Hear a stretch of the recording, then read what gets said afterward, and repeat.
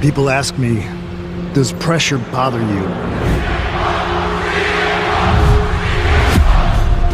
Pressure feels like this city I grew up in. Like the walls that shake when the trains go by. The wind that hits you head on. Growing up here, you learn how to stay calm when it's loud. To think straight when everything's closing in.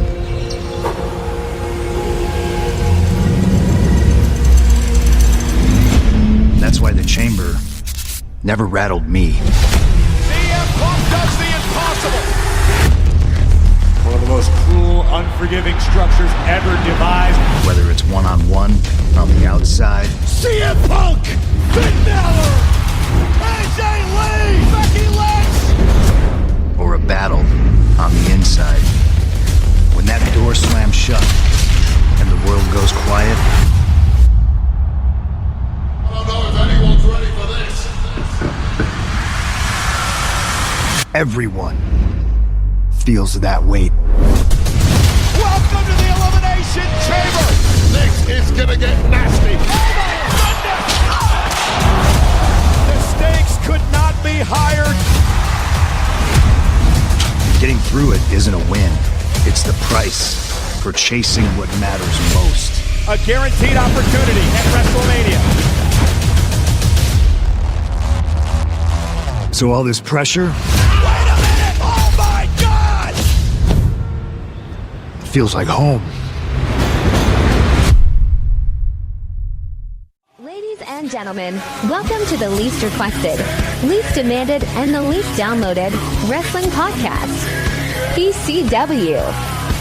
This could be a long podcast, so strap in and shut up and don't be a little bitch about it. To the masters.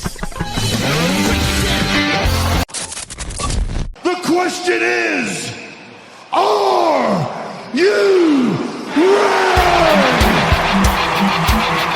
Let me talk to you! I will give you a show like you have never, ever seen before. Why? Because I can. What do you guys want to talk about?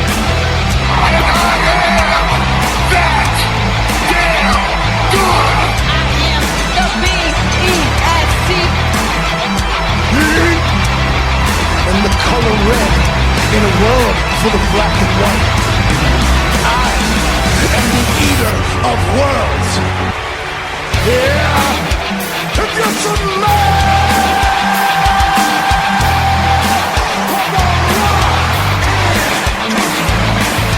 Acknowledge me. The champ is here! But to be the man, you gotta beat the man. And I'm saying, woo, right here. Hey, yo! The best there is, the best there was, and the best there ever will be.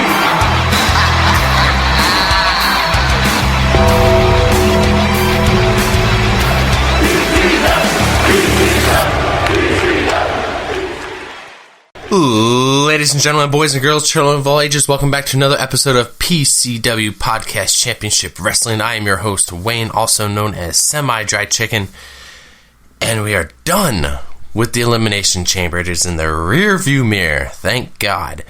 We are continuing the road to WrestleMania. So tonight, we're going to review the Elimination Chamber and some other stuff that's in the news. With that said, let me bring in my guest and co-host. My name is Finley, and I love to fight.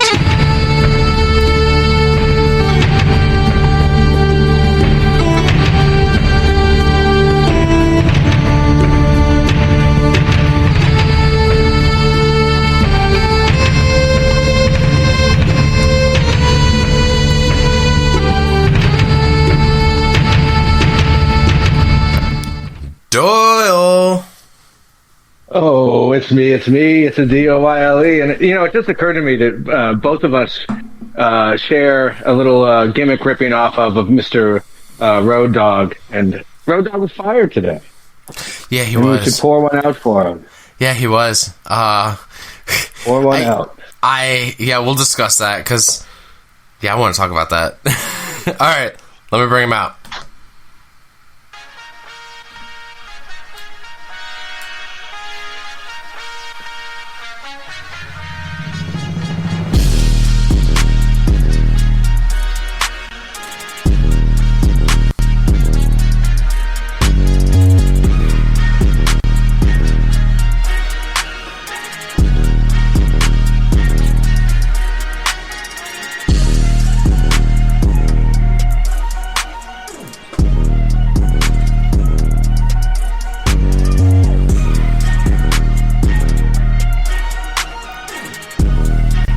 Whoop that Dre. Welcome back. Yo, what it do, PCW crew? Are you sad that Road Dogg's gone? Not in the slightest. All right, bro. I don't wish for anybody to really lose their job, but when you don't appear to be that great at it, it's the name of the game. Name of the game. All right. Let's bring in our guest for this episode. I have voices in my head. They counsel me. They understand. They talk to me.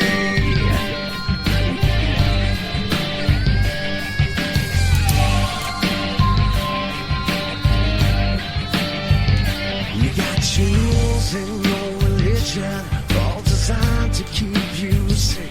But when rules stop getting... Welcome back, Tyler. Like a boomerang, you just keep fucking coming back. Man, I enjoy it every time. Good evening, gentlemen. Thank you for having me. A part of me wants to go on like a little bit of aha, from out of nowhere, and it's all news for later. I'll save it. I'll channel it, and I'll contain myself. But thank you for having me. I'm glad to be back. Hey, you know what? I will admit, when I saw the post about Road Dogg getting let go, just like Dre said, it sucks. I hate seeing anybody lose their job. I mean, we've recently at our job had a bunch of high-end, supervisors get let go. So, be the season, I guess. But, you know what? Like, let's get Bruce Pritchard out of there next. My only question would be, like, was it because of storyline production or lack thereof, or was it because, like, knowing his history, was it because of addiction again? Because as a former addict myself, like, that's something that would just hurt to see in somebody else who's made it so far. You know what I mean? I don't Based think on everything that we've heard from Road Dogg, I don't think it would be anything addiction related, because anytime he's had a chance to bring it up, he's mentioned how long he's been, sober. Right. So, right. He doesn't appear to have had any kind of relapse or anything like that. I think it's purely just because he was in creative at SmackDown, and it was blatantly clear and obvious how bad the SmackDown product was with him as the head creative there, and they just... Obviously, the story coming out is the big shakeup in creative itself. So clearly, they're hearing the complaints about how mediocre and lackluster the product is. This scrambled booking for WrestleMania probably ain't helping the situation. And when you decide to shake up creative, obviously the people at the top, or shit's gonna roll downhill. Yeah. So if they looked at Paul and said, "Hey man, you gotta let some people go," well, he ain't gonna fire himself. So he gonna look at the next people, and that's when your job comes ahead of friendships. I wonder how many so many people would be happy if you just I'm fired. That's it. You know what? I'm kicking myself out. Let somebody else do it. I know a lot of people would be happy I've seen a little reporting that he quit on his own volition. Now I don't know if it was, if you don't quit, we're going to fire you. Like what seems to happen to like NFL coaches a lot. But I've seen reporting that he chose to leave. And all that to say, it doesn't sound like it's an addiction thing, and that's good news for me. Yeah, that's good then. And who knows? Maybe him choosing to leave. Like I said, it could have been like what you said. They pretty much went to him and like, look, you know what it is. we can do this one of two ways. Mhm. You can choose to leave, or we can let you go. Yeah, I mean, he's. I'm pretty sure he's on the list of the 9,000 people that you can pay $1 million to meet at the World. And as far as I know, his appearances there have not been canceled. So it seems to be like an amicable kind of thing. Maybe he still has a Legends deal. You know, he's still going to be in the video game or whatever. You know, so I don't think it's a fuck you, get out of my office kind of situation. But you never know. I want to go on a little rant here about. Oh man, I was ranting a little bit about it to fucking Tyler today about Cody Rhodes. Man, yeah. What do you guys want to talk about? I know what I want to fucking talk about. How does this man time and time and time again get these title shots? This man has a title shot tomorrow, right? He has a championship match against Drew McIntyre tomorrow. I fucking hate it. I fucking hate the idea. Everything was right in the world, guys. Everything was right. I was going to get Drew McIntyre versus the winner of the Elimination Chamber, you know, at WrestleMania. I was totally fine with that. Surprised? Yes, but very content. I am absolutely fine with the other main event we're getting, you know, on the other side of the title. Punk and Roman Reigns.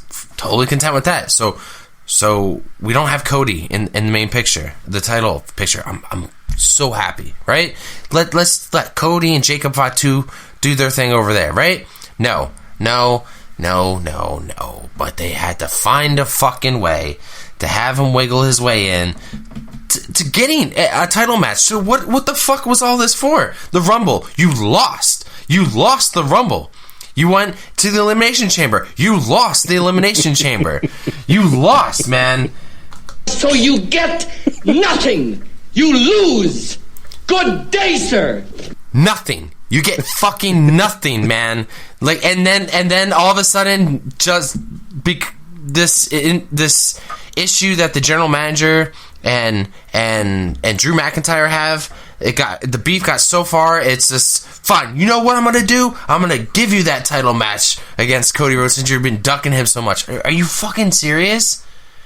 This whole being able to change, does negate the Rumble in the Chamber. all that work. So that means, what the fuck, dude? Like, if you just bitch enough that you can just get your way into the. I mean, it's okay.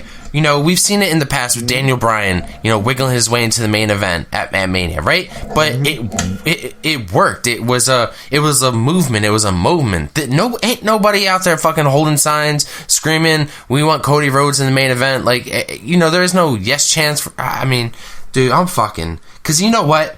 I had this. Well, you're going to be even less happy tomorrow. Oh my god, dude, Doyle. You know, like. We've had that title change happen on Raw, right? So I was surprised that we got that. I was like, okay, maybe they have better plans for the main event, and we're putting the title on Drew. This is fucking great. I was happy. I even came on. The first thing I said was, everything's right in the world. Punk and Drew McIntyre are champions. I'm fucking satisfied. I think Joe Henry was even NXT fucking champion. Like, well, I was all happy in the world, you know? Everything was right. But no, they just find a fucking way, man. And you know what? With Penta winning the IC title, which honestly, congrats. You know, I'm very happy that he won the IC title. But it was on a fucking Raw. You know, it wasn't on a pay-per-view. But it's all happening. Dude, we're 7 weeks out. What did Michael Cole say? You're 46 sleeps away from WrestleMania. You know, fucking 46 sleeps. If you guys can't fucking tell time, you know, you're like children. We're sleeps away. But somehow, dude, like dude, if I bought WrestleMania tickets, like, I don't know, what if I bought them after Chamber because I was like, you know what, this is what I want to see. This is the two main events I want to see at Mania. I'm happy. This is what I want. I'm buying tickets. Now they're gonna pull this shit. You're gonna fucking shove Cody Rhodes in my fucking face again? Dude, I'm not excited because I know what's gonna happen, and I'm not happy about it. I did did kind of call that when we did the predictions last week. You know, I was probably just as surprised as anybody about the Randy Orton winning, even though I was riding it out to WrestleMania. You know, and hey, from out of nowhere. But yeah, that was one thing that I just knew in my heart of hearts was going to happen, was he's going to find some way, either versus Drew or versus Randy Orton. You know, hey, you defeat these guys and you get an opportunity, or you just outright get the title. It's a knee-jerk reaction. Mm-hmm. This is not how I want So a couple of Cody versus Randy. But yeah, go ahead, Dre. So a couple of points. Point number one. I don't recall you having this energy for Rhea Ripley last year.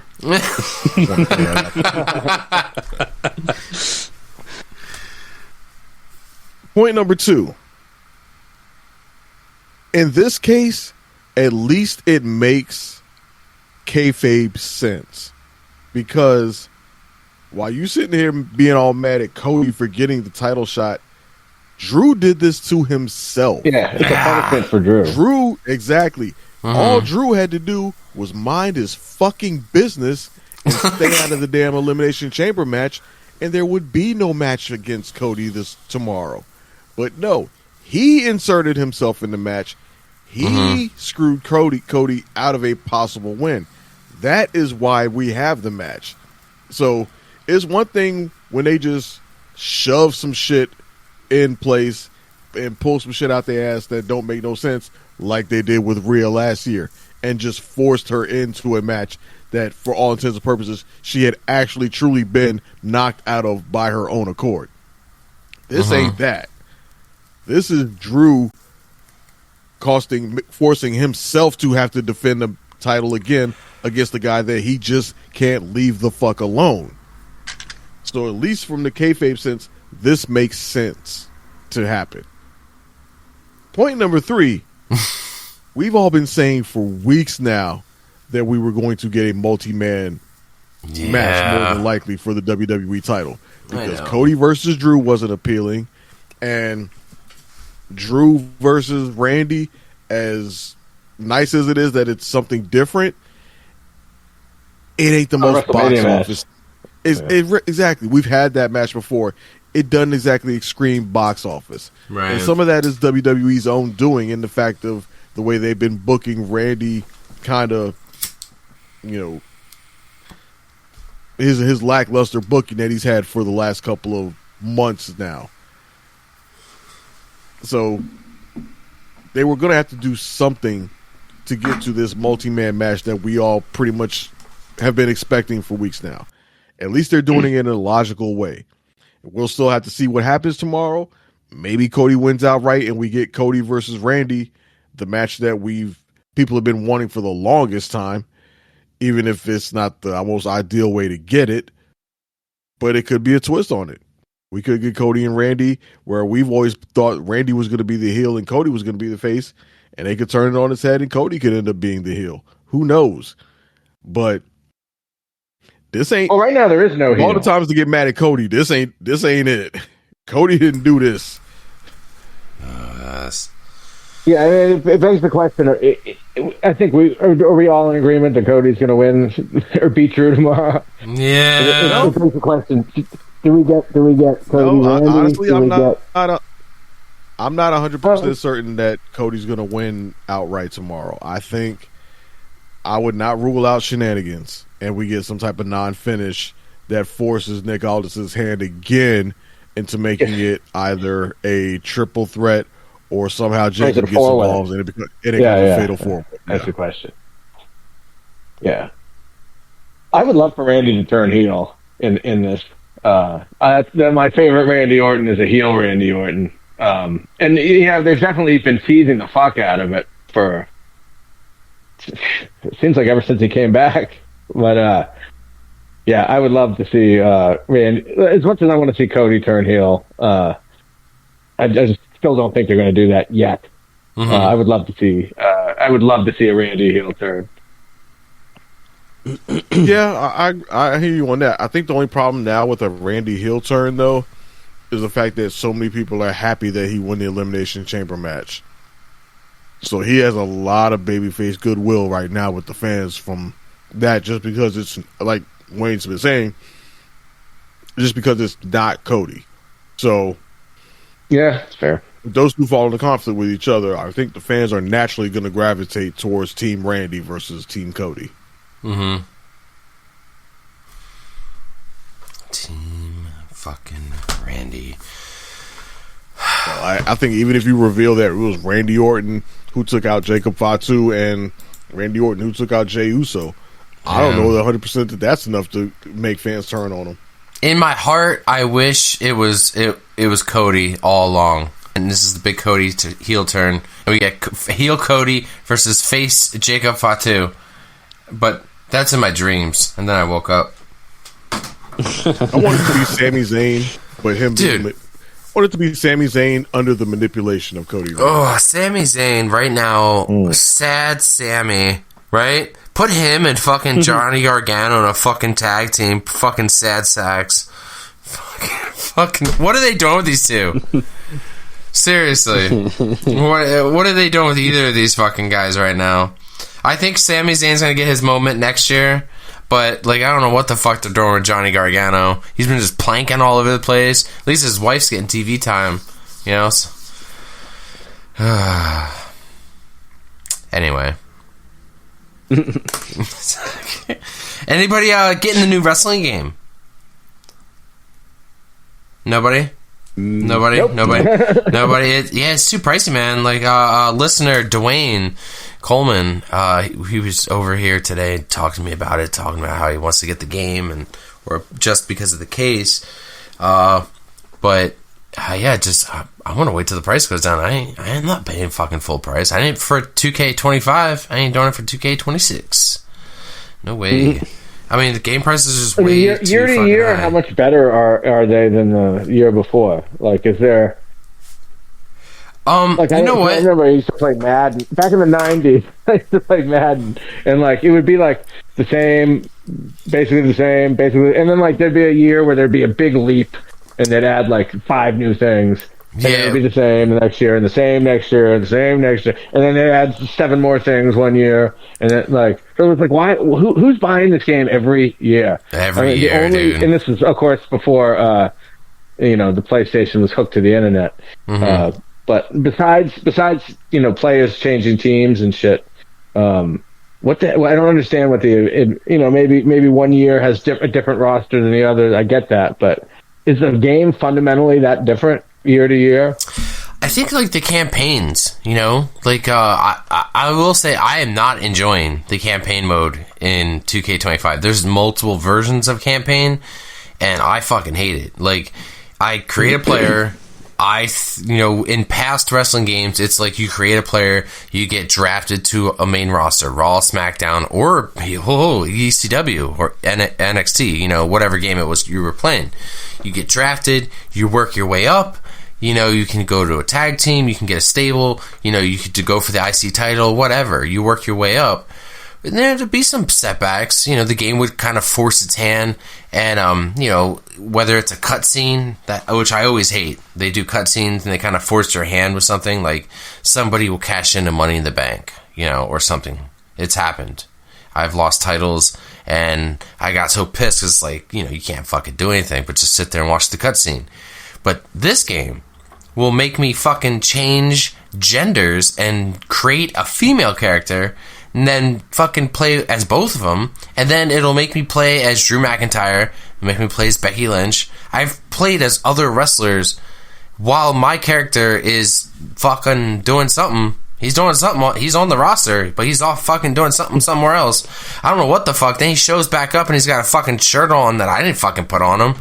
I was like, what the fuck? I don't like it. Create a character in catering. Yeah, dude. There's nothing the creative had for me. Like, I hate it. I don't have many options where I want to go. There's a different one called The Island, which I haven't really done yet. That one involves just another online, a totally separate character you have to create. There's 3 or 4 different versions of career mode, and you just have to make new characters for each of them, and they suck. It sucks having to remake a fucking character 3 times.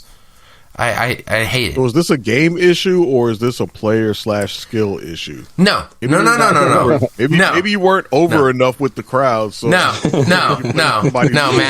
I have. That's why you're a guy with the game. I have a good theme song. I have a good entrance. I have gear. I have my own T-shirt. I have a catchphrase. But are you having good matches? Yeah, dude. 5-star fucking matches, bro. 5-star. I'll give him that. I'll give him that every time. It's 5-star matches. And then you know what?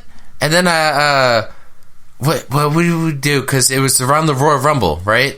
Because before the pay-per-view, me and Tyler and maybe some other guys, whoever, will play some wrestling. So it was the Royal Rumble. I fucking went into the Rumble, and I fucking won, right? And I got my fucking title shot. Maybe your creative character got stale. No.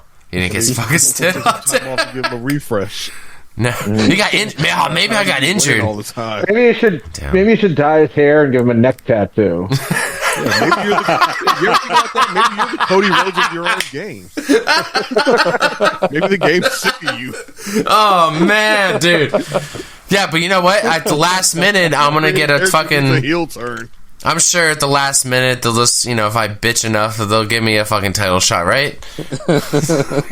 Oh my god. Jeez. But I will say, I do like just regular old-fashioned WWE Universe mode. You can have title shots. You can, I like that. You can get a Money in the Bank briefcase. So right now, I think me and Tyler are the undisputed tag team champions. I think? Yeah. Yeah. And I also won the world title from... I won the classic world title, the big gold belt, and I won it from... was it like mid-2000s Shawn Michaels? Yes. Very good match. 5-star match. WrestleMania. In Philadelphia. Which, by the way, that is one thing I did like, so you're Doyle. the Triple H of your own game. Yeah. That's right. You then. I'm going to bury everybody. I'm going to bury everybody. Suppressing all the other people in the game and shit. The fuck, This man. is what we do. Yeah. I do like that, Doyle. There is WrestleMania 40 Arena in that game, so that is nice. Like, also known as Lincoln Financial Field. Yeah. It's not super accurate because it didn't have like the hard cam spot, like where all the gear and stuff were. It just had more people sitting there. But they had me holding my Irish flag up for Becky Lynch. Yeah, I saw you in the background right around the Titantron. I'm like, oh, this is where we sat. Nice. Yeah, they had the nighttime and the daytime version, which I did like. So, does it make your living room 20 degrees? What was that, Dre? Is that where you whooped up on Booker T for the title because people like him don't deserve to be champion? Yep, I did. I buried him. I buried Scott Steiner. I buried Goldberg. I buried all those fools.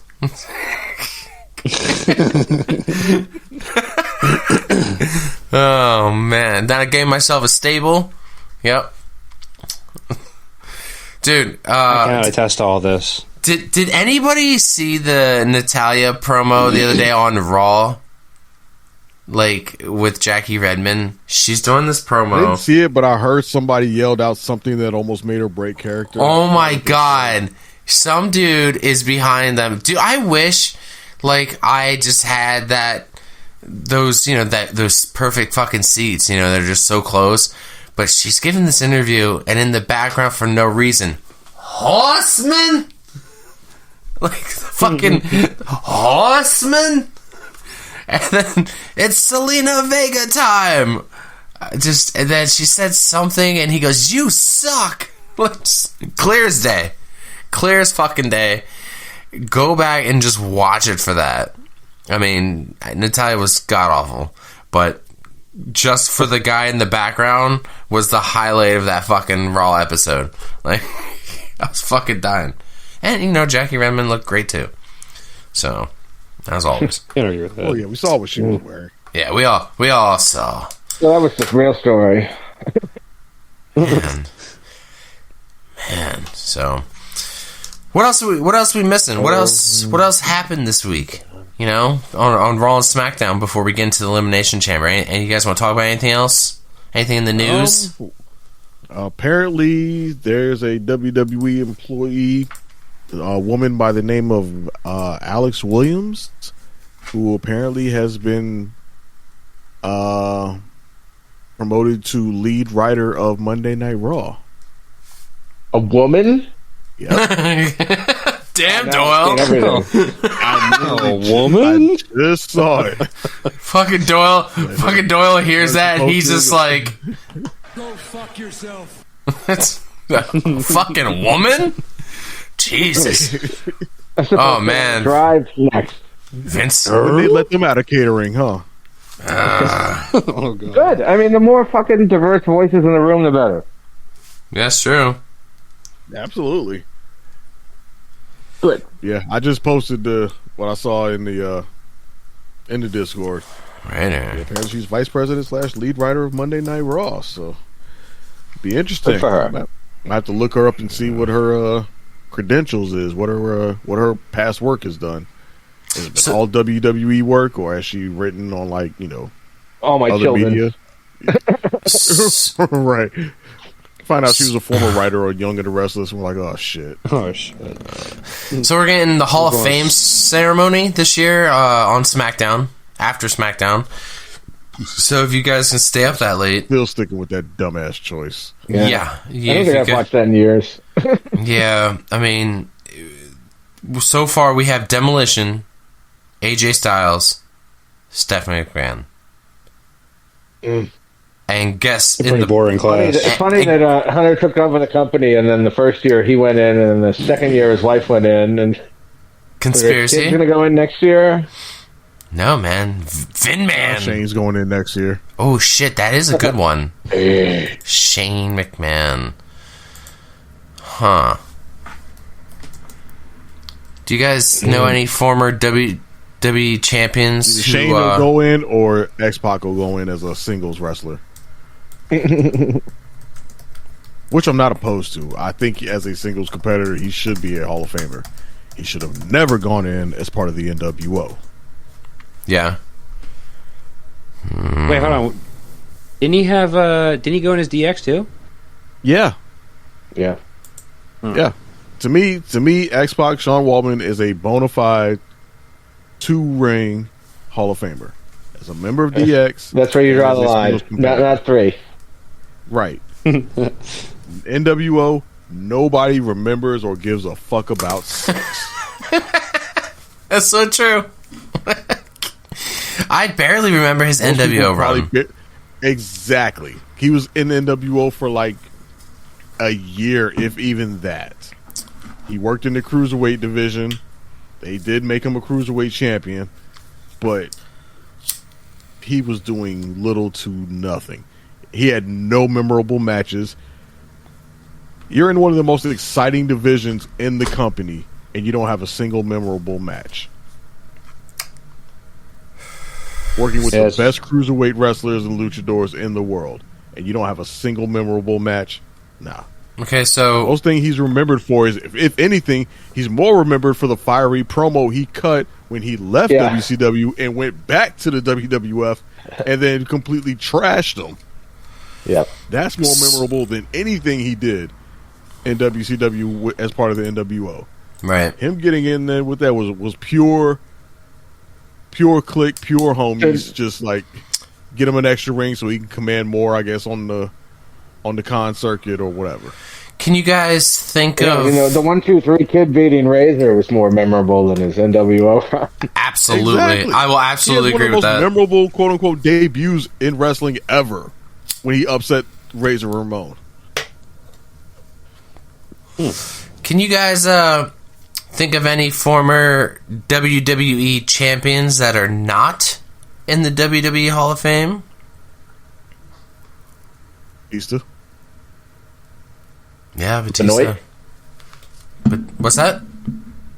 Benoit. Oh yeah. Well, Christopher Benoit. Yeah. But Batista's a good one. Yeah, that's one.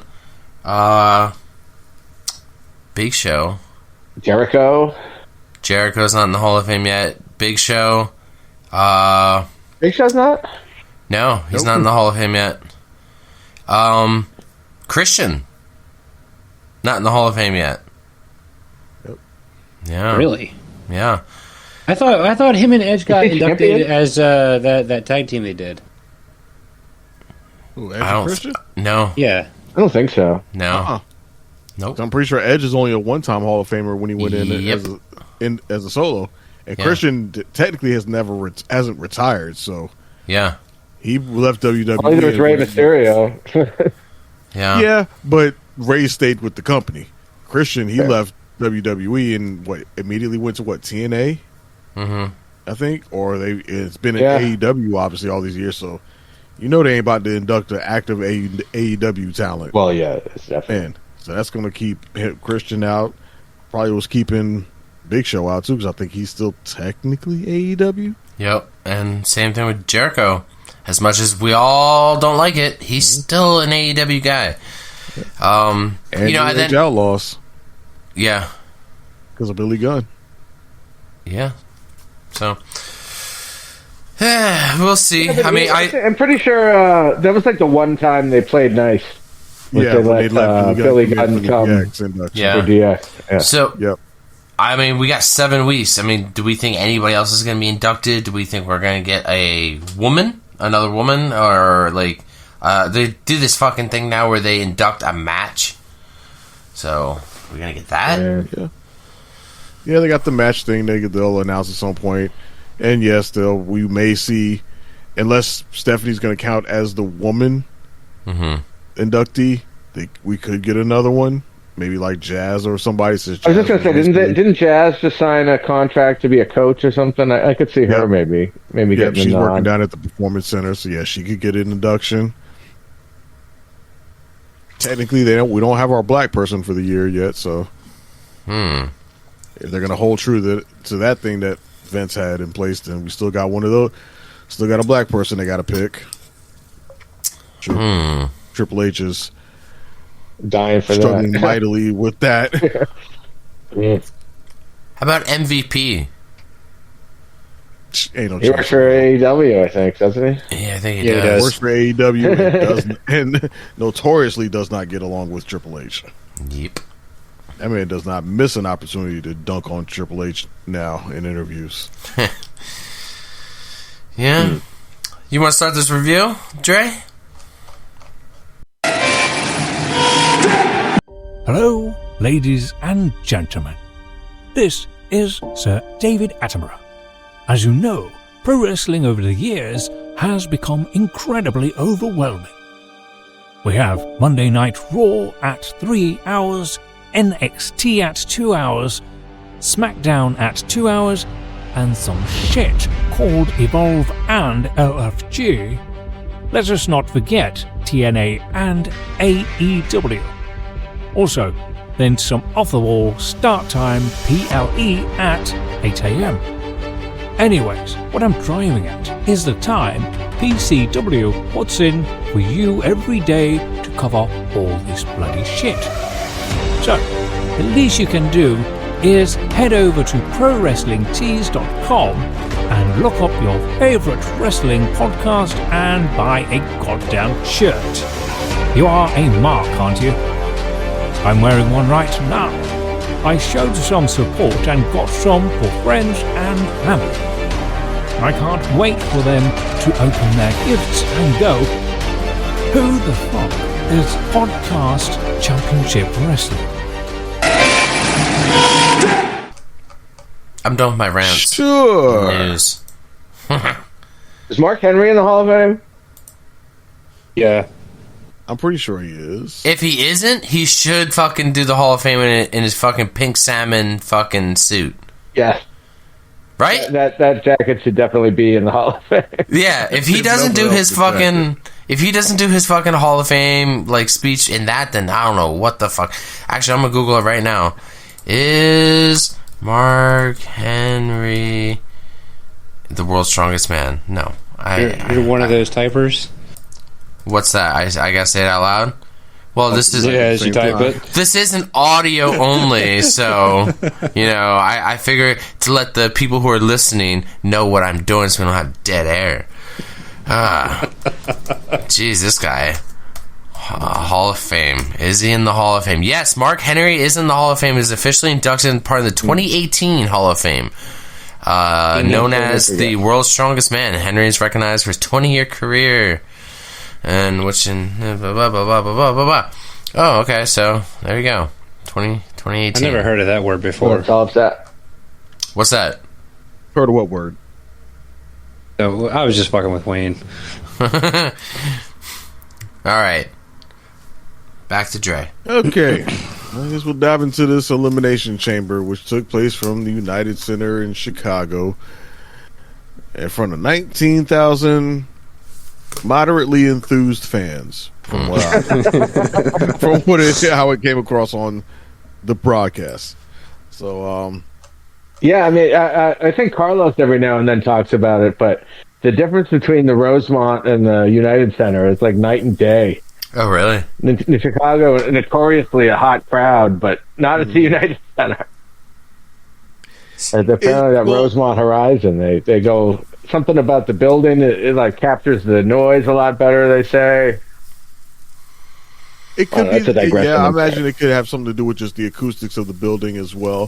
Mm-hmm. But another thing I'm wondering about is a theory I heard floated somewhere else is.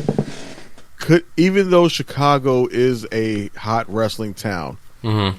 could this be, in a small way, a product of WWE's ticket pricing? Oh, yes.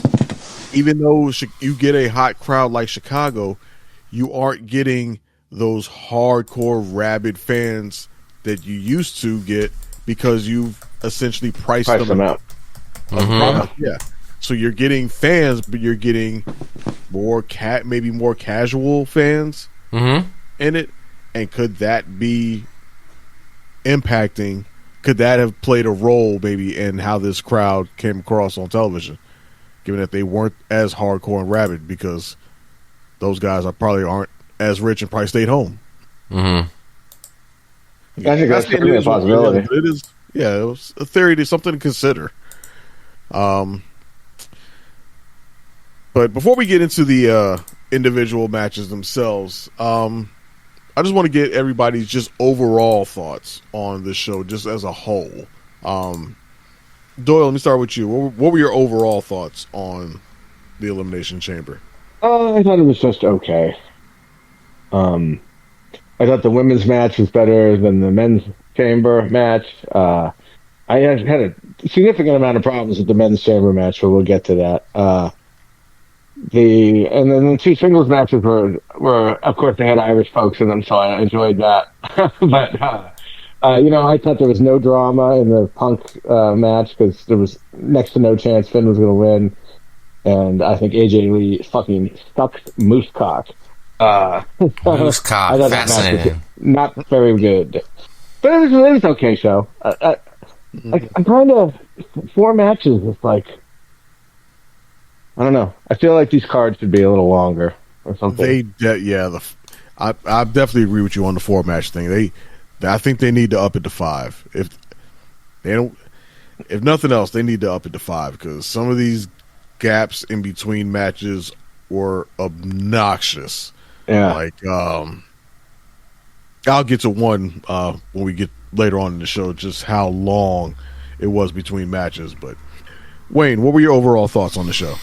Man, Chicago is a windy city, right? But this pay-per-view also blew. Of course, we have Punk and AJ Lee, kind of headlining this pay-per-view because that's where they're from. They're even on the poster for it. I'm sure they hung that above their fucking bed. I'm sure. I guarantee you that poster is hanging somewhere in their house. The poster for the Elimination Chamber for sure, but yeah, man, it was such a downer with a bunch of stuff. I agree with Doyle. I did enjoy the women's chamber match overall more than anything else. I did enjoy at least one surprise. The way the men's ended the chamber match. I wasn't surprised. Really, the results of Punk and Finn Balor, nor AJ Lee and Becky Lynch, nor we will get to it. The surprise in the fucking box. We finally got it. You know, I'll play it again. What's in the box? What's in the box? What's in the fucking box? Oh, we fucking found out what's in the box. And when you guys are ready, we'll talk about that. You know, I did enjoy the little swerve we got at the end of the men's chamber. Because, like I said, it kind of changed everything where we're going to Mania. But then again, where we might as well have just... I don't fucking know. We know where it's going tomorrow. It seems like every fucking day they're changing their mind of where they want to go to Mania. I can't even... We wanted to talk about maybe predicting some Mania matches, but some of these we really can't. They keep fucking changing them on the fly. And I agree. 4 matches wasn't enough. We could have totally have done without the R-Truth Papa John's fucking spot, you know? Why? Tell me why we couldn't have gotten Penta versus Dirty Dom. Because I enjoyed the shit out of that match to the point where, like, when he won that title, I popped out of my fucking seat because I was very excited. I didn't think he was actually going to win it because he always gets so fucking close and never gets it. But, you know, the way they've been pushing guys like Penta with, you know, I was very happy. Very, very happy. But why couldn't that have been on this PLE? That would have definitely been a nice up in this roller coaster of a fucking pay-per-view. But, I mean, whatever. I mean, AJ Lee and Punk both got what they wanted, right? Yeah, that's all, man. That's all I got to say about that. All right, and let's get our guest in here. Go ahead and chime in. What were your thoughts on overall thoughts on the show? Wayne kind of alluded to it. Predictable. You know, we did the picks last week, and pretty much every one of them was spot on because we just all knew it was going to happen. You know what I mean? The only one that was really a surprise was, as Wayne said, the men's chamber. You know, that was the one that really had me ecstatic and had 2 moments. You know, I'm pretty sure we'll touch on both of them, the Masked Man and Randy winning. Those really like sent me up that match. I think that was what made that match the best one of the night. Because Finn and CM Punk had a great match, but you know, that would probably be number 2. The other ones were just... I didn't see the women's Elimination Chamber, so I'm not going to be too much on that one. Becky and AJ was okay, but it wasn't like the best of either of their careers. But all in all, predictable. Yeah, I think y'all pretty much covered it all together. I mean, this show was kind of mediocre. It gave us one surprise thing that kind of jumped out. Other than that, everything else pretty much went just as planned, just as expected, and 4 matches is not enough for the... We need to be in the 5, maybe even 6 match territory for these shows. But, yeah, I mean, it just doesn't make the event feel as big as it ought to, I don't think. And then some of these matches that happen on Raw or SmackDown also don't feel as big as they could because they weren't on pay-per-view. Yeah. And maybe some matches are getting more time than they should have gotten. And, you know, maybe if there were more matches on the card, certain matches that probably don't need to be as long as they were can get trimmed a little bit so we can get more matches. But we know why they're not doing it, because they got to snatch up every advertising penny they can get. That's what happens when business trumps the product. But let's go ahead and dive into these. So obviously, kicking off this show was the Women's Elimination Chamber match, which featured Rhea Ripley, Kiana James, Alexa Bliss, Asuka, Raquel Rodriguez, and Tiffany Stratton. And who were the 2 that started off this match? Wasn't it? It was Rhea and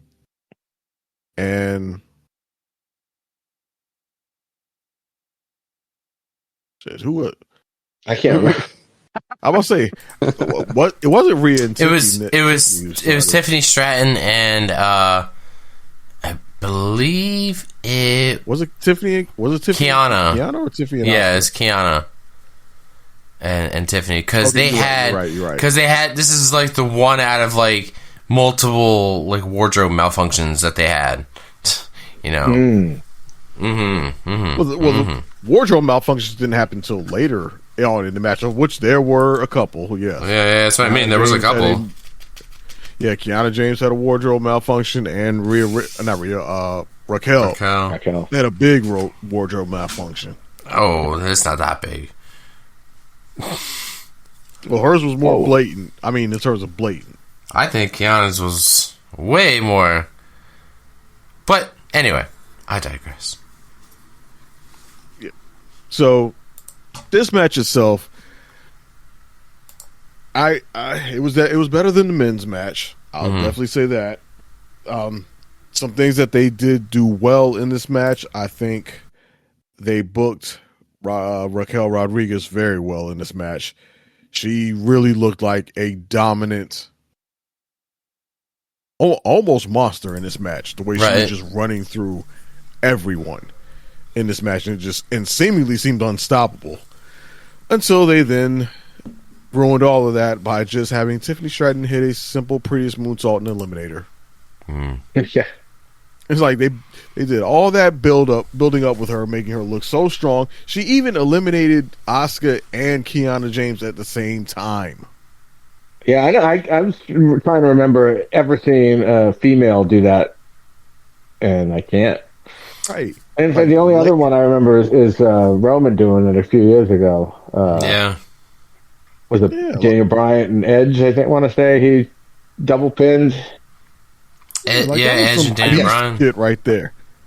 Laid out Kiana James, Kiana bombed Asuka on top of her, stacked them up, took them both out. Like, yeah, she looks great. And then in comes Tiffy. Oh, pretty smooth salt. Bye bye. Yeah, not saying that. Well, the way they made Raquel look in this match made me want to see her win it. I think that's probably the best thing that they did. Although obviously Raquel did not win because it came down to Tiffy and Rhea came out on top. So we got Rhea moving on to WrestleMania to face Jade Cargill, and that feud got off to a nice piping hot start over the weekend, intentionally or unintentionally, given that those two engaged in a little bit of a back and forth on the old social media sphere. And I guess what maybe has started as just seemingly kayfabe-ish back and forth took a turn when Jade Cargill made a post claiming that Rhea spends a inordinate amount of time with Creative, possibly implying that, you know, she kisses up to Creative or lobbies Creative or whatever for maybe the booking that she gets, to which Rhea did not take kindly to, and very much made it known, you know, in her response, where she pretty much just backed out of it at that point, saying, you know, she's not having fun, not friends, which to me was the big part that stood out of what she said, you know, not friends, making it clear that her and Jay don't get down like that. And, you know, saying learn to work and never lie to defame someone's real human character by, quote, breaking the fourth wall. Essentially implying that, you know, Jade went too far.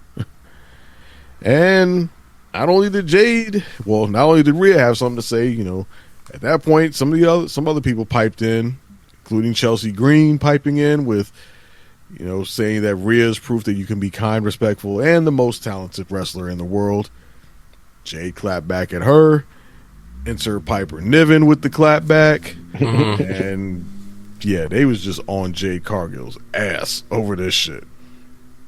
And for people who were thinking that this shit was a work, no. Need y'all to do better. You either got to be really naive or super cynical if you think this is a work. Like, you can kind of tell in some of the language that they're using that, like, no, this isn't a work. This was real. This was legit. Which will make their confrontation this Friday extra intriguing to everybody, because obviously people are going to want to see, are they going to be able to work together and keep it professional, or are we going to get a rehash of Charlotte and Tiffy from last year? But that is all TBD. So, Wayne, what are your thoughts on the match and what we've got to look forward to in the Women's WWE Championship match? Yeah, I absolutely agree. Like this, the way they booked Raquel, I think was awesome. This match, I thought the double pin to Kiana and Asuka was fucking badass. I mean, granted, I didn't think she was gonna win, but I was like, well, at least make her look good, you know, because the only other big girl that was in there was Rhea.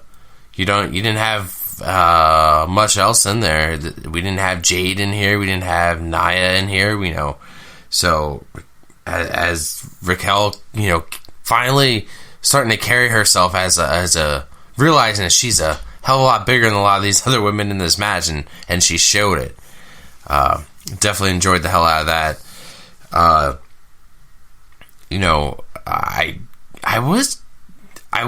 I know the predictions. I did say Tiffany Stratton, but this is what happens when they kind of change things on the fly, because the women, Rhea and Io, lost the tag titles, the very next night after we posted the episode. And once they lost those titles, I was like, right away, I knew. I was like, oh, they're making a direct path for Rhea right to WrestleMania. Like, they're getting the tag titles off of her so they can have a women's tag title match at WrestleMania. It sucks because we did talk about it a little bit, but like, what do you do with Io now?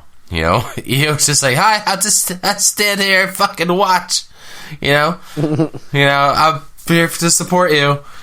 No, like, I would love to see Io go for the IC title or something, but Rhea and Jade, I was like, okay, I like this. We're not running back Tiffany and Jade because I said I didn't want to see it, and I'm glad we didn't get it. This is fresh. This is new. And I don't know, Dre, now that there's this real life drama to it a little bit, kind of makes me more excited about seeing this. I feel like Rhea's gonna carry this. She's gonna have to carry her in the ring, because I personally don't think Jade's a fantastic fucking wrestler. I feel like her ass has been protected, considering she's only had one title match since she's won that fucking title. Right? One, if I believe. What the hell? I think that's correct. Yeah. One televised title defense, technically, yeah. She did work house shows or some WWE tour matches with Michin and B-Fab, which presumably were going to lead to programs on television, but they wound up getting injured. Yeah. Thank God, right? Because, like, didn't want to have to see those fucking feuds just get crushed. Ugh, come on. I mean, I feel like we're like hiding the fact that Jade's not gonna be able to fucking carry this. Hiding it, man. That's why I feel like as champion, if you're not being utilized properly, you're not defending the title, you're not having matches week after week, I feel like they're hiding stuff. They're hiding the fact that you fucking can't do it. You can't do it. But, I think that's more case by case scenario. Case by case. We're kind of in it. Essentially, we're in an era now where nobody's defending their title all the time except for Carmelo as the U.S. champion. Mm-hmm. Now, yes, 100 days no title defense. Yeah, that is on the extreme side. But again, I'm assuming that she probably would have had a defense somewhere in between there against Michin or something like that had they not been injured. But we also had Dominic Mysterio again as IC champion since Survivor Series, and how many times has he defended that title? Yeah, I know. But he's also been injured too, right? He was injured, yeah. Yeah, he's been injured, and they chose not to take the title off of him, but just let him go without defending or anything. And Nobody seems to utter a word about him, but everybody wanted to call to attention Jade Cargill not defending. Yeah. Right. And so I don't know. That's just one thing that just kind of irks me a little bit about some of the Jade criticism, is that a lot of stuff that people criticize Jade for, there's somebody else that could also receive the same criticism, and nobody brings it up. Right. It seems like sometimes. Yeah, I think that's not fair saying to that say. and not saying that that's what you're doing right now, Wayne, but I just see it a lot on, in the IWC and online and stuff, is people intentionally calling out Jade for things and having cognitive dissonance or selective amnesia about other people who could also be called out for literally the same thing. Right. But I think a part of it too, and she kind of elaborated on this on her own, is maybe it's because she's just not talking to creative. She bitched about Rhea talking to creative all the time, but look at the storylines that Rhea has been in. If she possibly as a result of all this quote unquote talking to creative, you know what I mean? Like she's had very good storylines. She's developed in ways that I didn't think I saw for her back, I'd say 3, 4, 5 years ago. I just think it's a possibility. She's trying to call somebody else out for something and making it seem like a bad thing, but look at this person's storyline history, and yours has been what? I can't, I told Wayne the other day, I said it feels sort of like a Tiffany Stratton deal where she was given a title. It hasn't been a memorable or glorious run, and it just it's very lackluster. That's a valid concern point to bring up. Yeah, the fact that Tiffany Stratton also had a equally lackluster women's championship run. But if that is the case, then obviously Jade's lackluster run, you can't fully blame on Jade. Then that would be more of a creative thing, right? If you're having consecutive or multiple champions and they're all having lackluster runs, at that point it ain't the wrestler's problem; it's creative's problem and how they're booking this title as a whole. If Jade were to do anything, as far as creative, she could maybe go in there and advocate like, yo, give me something more. Give me something meaningful to do. Let me go out there and defend the title, yada, yada, and stuff. Maybe she has, maybe she hasn't, but that's probably about the most that she can do. And from there, if creative still doesn't come up with anything or can't come up with anything, and then again, like I said, that's on creative. Right. I will concede that point. Like, if she at least makes an effort, then she's done the most she can.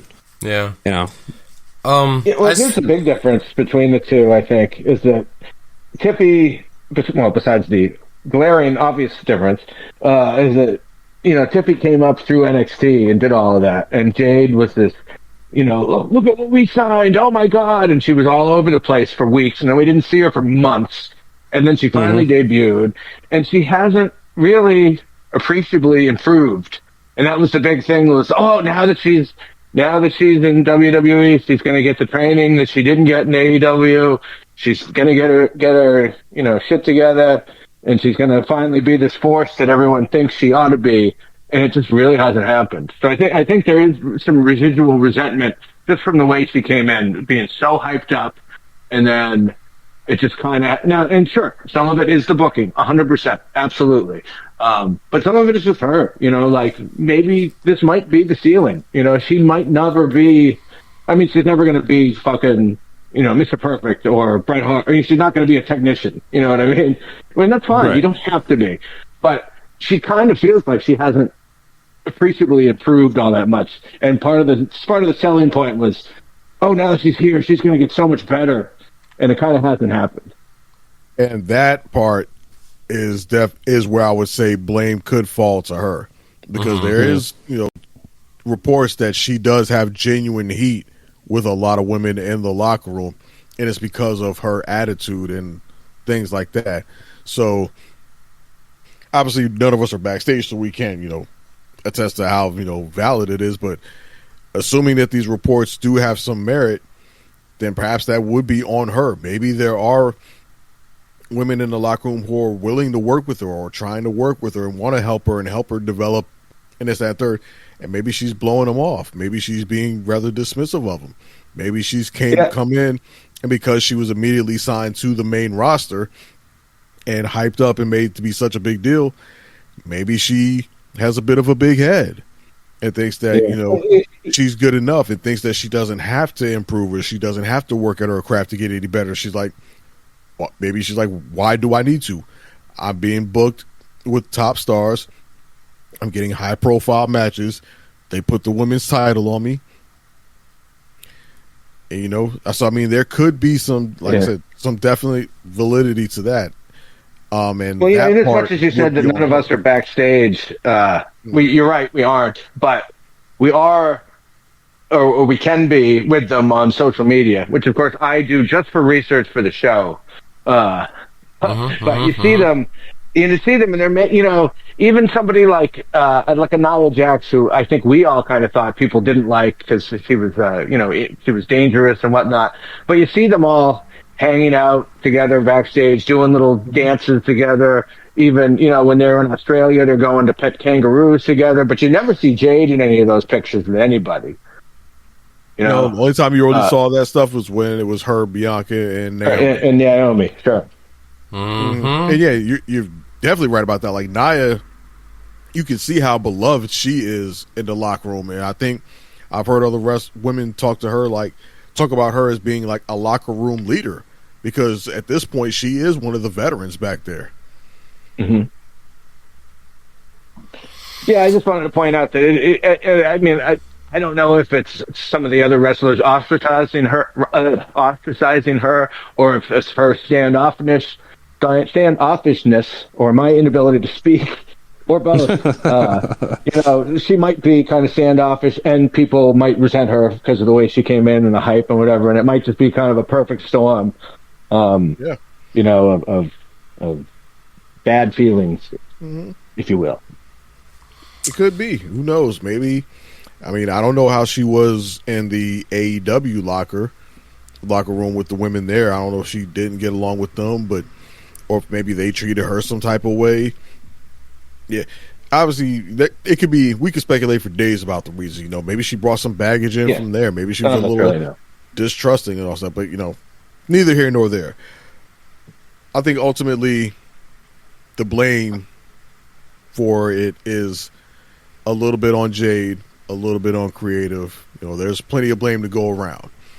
Yeah, that's for sure. At this point, it's just a matter of what can they do with this feud going into WrestleMania to generate interest in it, outside of the online real drama that people are talking about.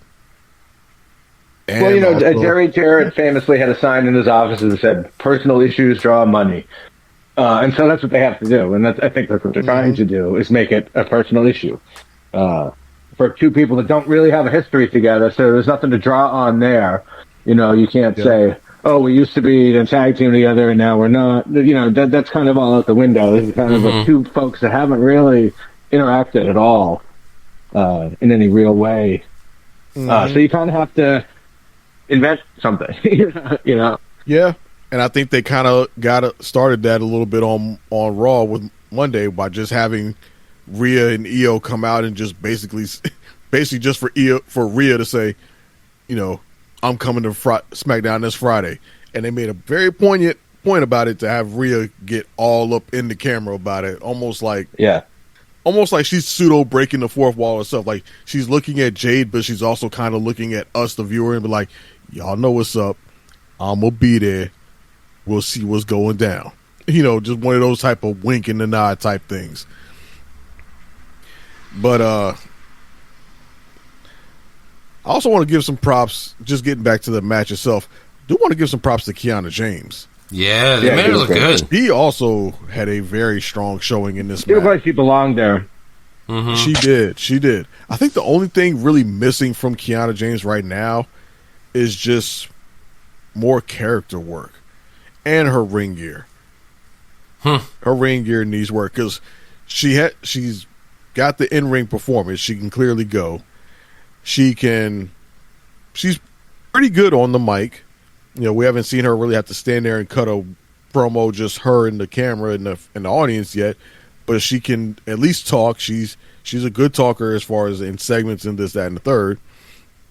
And it's part of one of the reasons why they probably paired her up with Julia.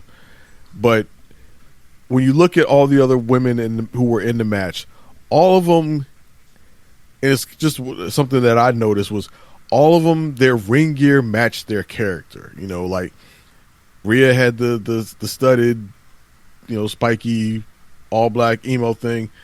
Alexa had her all black but mixed in with I think some pink and green, you know, and stuff that was consistent with her character and her look. Asuka obviously has her distinct look. Everybody in that match, even Raquel, is developing her own, you know, distinct look. And then you have, you know, Kiana James, who basically looks like indie wrestler number 12 with just, you know, my starter tights. She needs to find, I think that's probably one of the next things she needs to take as far as her character development is coming up with a look, an in-ring look that's consistent and helps define and enhance her character, whoever that is, even further. You know, like outside the ring, we always see her basically in like business suits and skirts. Yeah, it doesn't make sense. Yeah, I agree. I mean that the outer ring work could, the out of ring look could work, but find some way to transfer that to an in ring look. You know, wrestling like I kind of feel like her character's just way off. I feel like she should be more of like a Beth Phoenix type. You know, like more of a her identity should be that she's tough, big and tough. You know, and I don't know where this business lady thing comes from. It just doesn't. To me, it doesn't feel like it suits her. Maybe, but she could probably get there maybe over time. But I'm just thinking about, you know, where her character is right now. And obviously, where somebody is now, obviously, isn't where they're going to end up. But there needs to be some sort of bridging of that process, and maybe it'll happen over time as she develops. You know, give it a couple of years, and she'll maybe look completely different from what she does now. I mean, if you go through our Discord and look at the picture I posted about Rhea Ripley in WrestleMania and how. This is her 7th straight WrestleMania going for a title. Just look at the pictures of her in that over 7 years and how it's evolved. How much her look changed, yeah. Exactly. So, Kiana James has plenty of time to get there. I was impressed with her even as far back as the Royal Rumble. You know, she came out and I thought she put on a great show, just as well as any of the vets that have been in the company for years. Doing it, so I agree. I'm interested to see where she goes. Her trajectory looks good. Definitely. Any other thoughts on this match or no? Any fallouts from it? We got to see fucking Asuka use the mist on Alexa, and boy, her face got coated. I thought that was a funny way to eliminate Alexa and get her out of there. So I assume. You know, they were able to keep Alexa and Charlotte out of the main title picture at all costs. So, hoping they go for the tag titles again. But I guess. I don't know what, and I don't know where Tiffany Stratton goes after this. So I'm sure they'll both be fine. A dark room far, far away. No. No.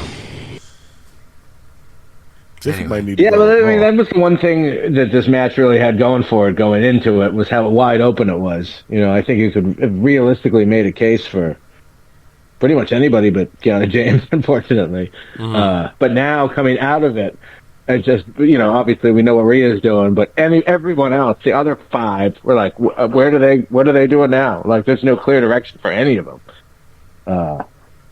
Maybe that's a problem. I don't know. I assume we'll get some answers sooner rather than later. Mm-hmm.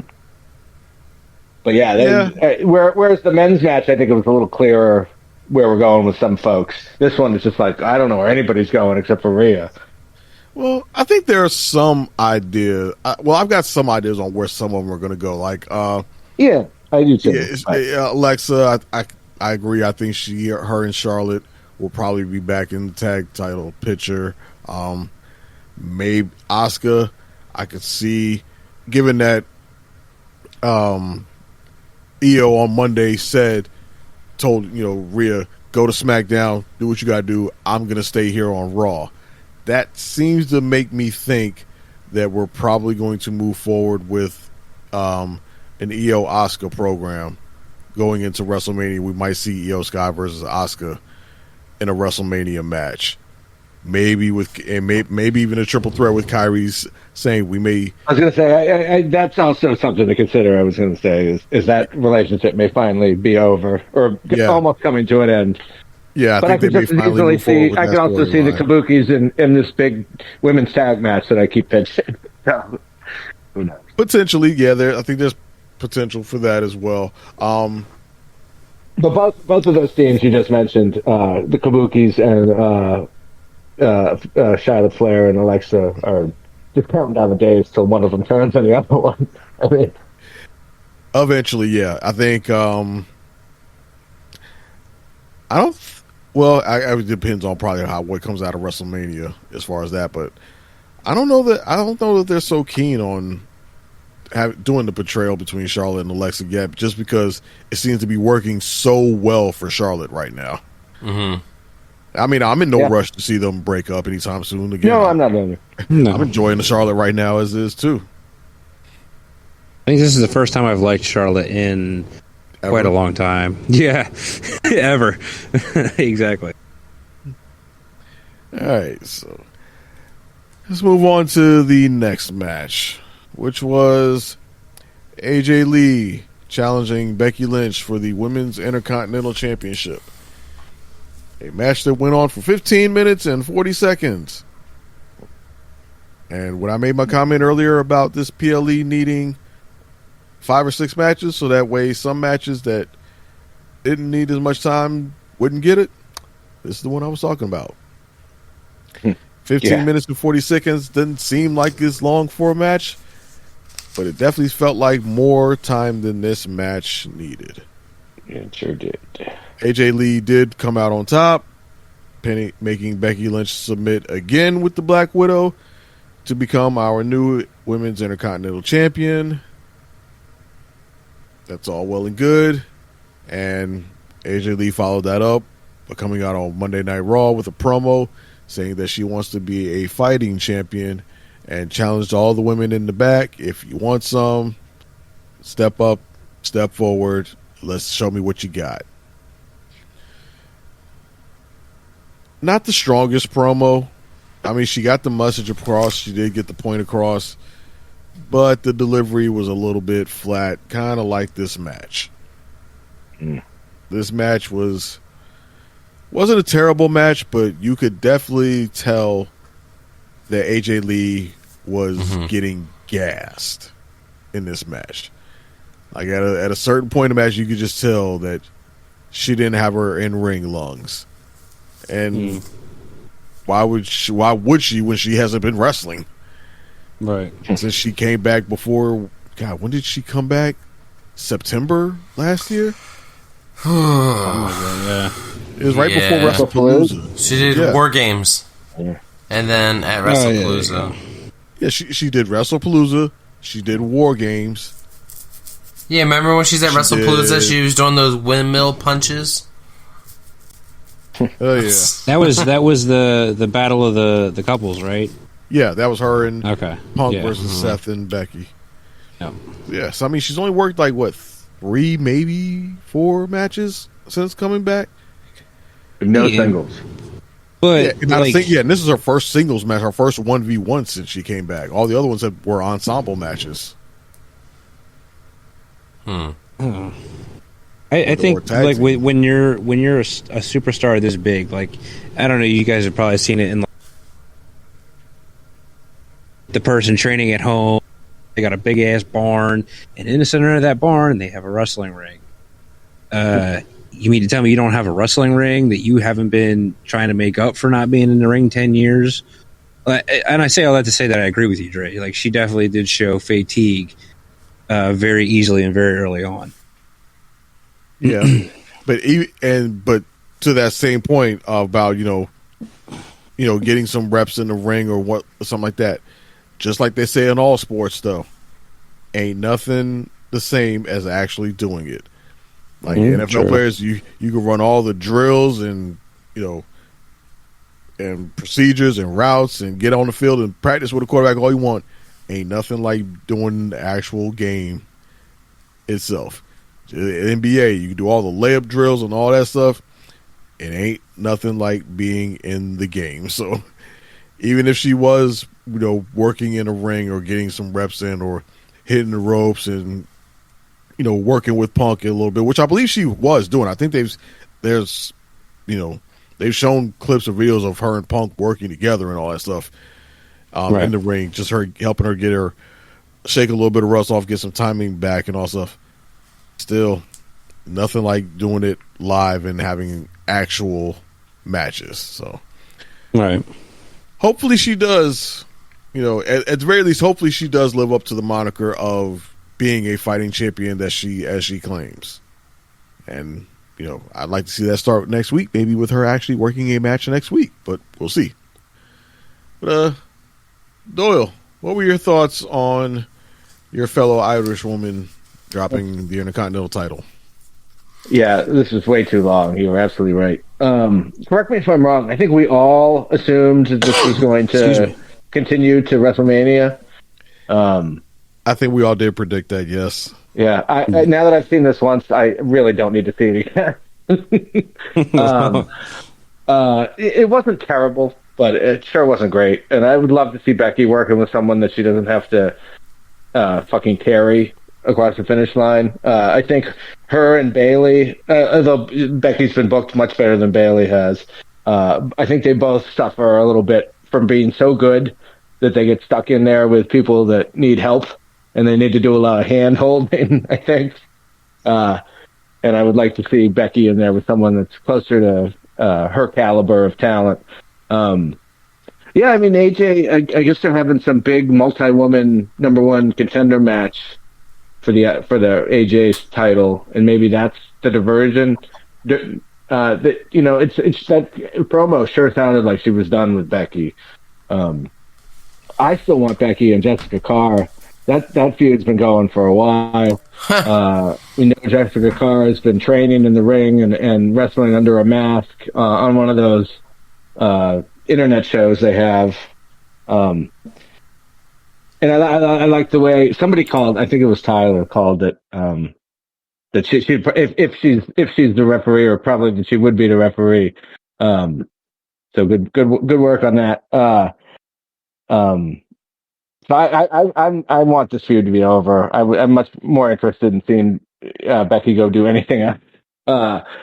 I'm kind of hoping we get who AJ's opponent ends up being will be interesting to see. Hope it's a heel. I kind of hope it's Raquel. That might be fun. Or maybe that's what Io ends up doing. I think she's in that match also, so that might be kind of fun. But then that's face versus face. I don't know if that how it works. But yeah, I mean, something about that family though. They get in the ring and they look like they're gonna die. They look gassed as fuck. Because AJ just I'm sorry, she just didn't look like she belonged there. I said Keanu James does look like she belongs. AJ does not look like she belongs. I don't think. I mean, needed all kinds of goofy. I don't ever recall seeing a referee trying to re-thread a turnbuckle right in the middle of a match. Don't they have a whole ring crew that handles things like that? So that was kind of weird. But yeah, I mean, maybe this would have worked in 8-9 minutes, but 15 was way too long. Yeah, and I hope this feud is over. I would really like to see Becky moving on to something a little more meaty, and and put a lady heel over big time by beating AJ Lee. would be a nice feather in whomever's cap it ends up in. And the sooner we can send AJ back to being a dog mom, the better. Because I was not thrilled to see her back, and I am even less so now. So, good job by Becky. Not so great job by AJ, in my opinion. And a great job by Jessica Carr. So we got 2 of the 3 people involved in this match did pretty good.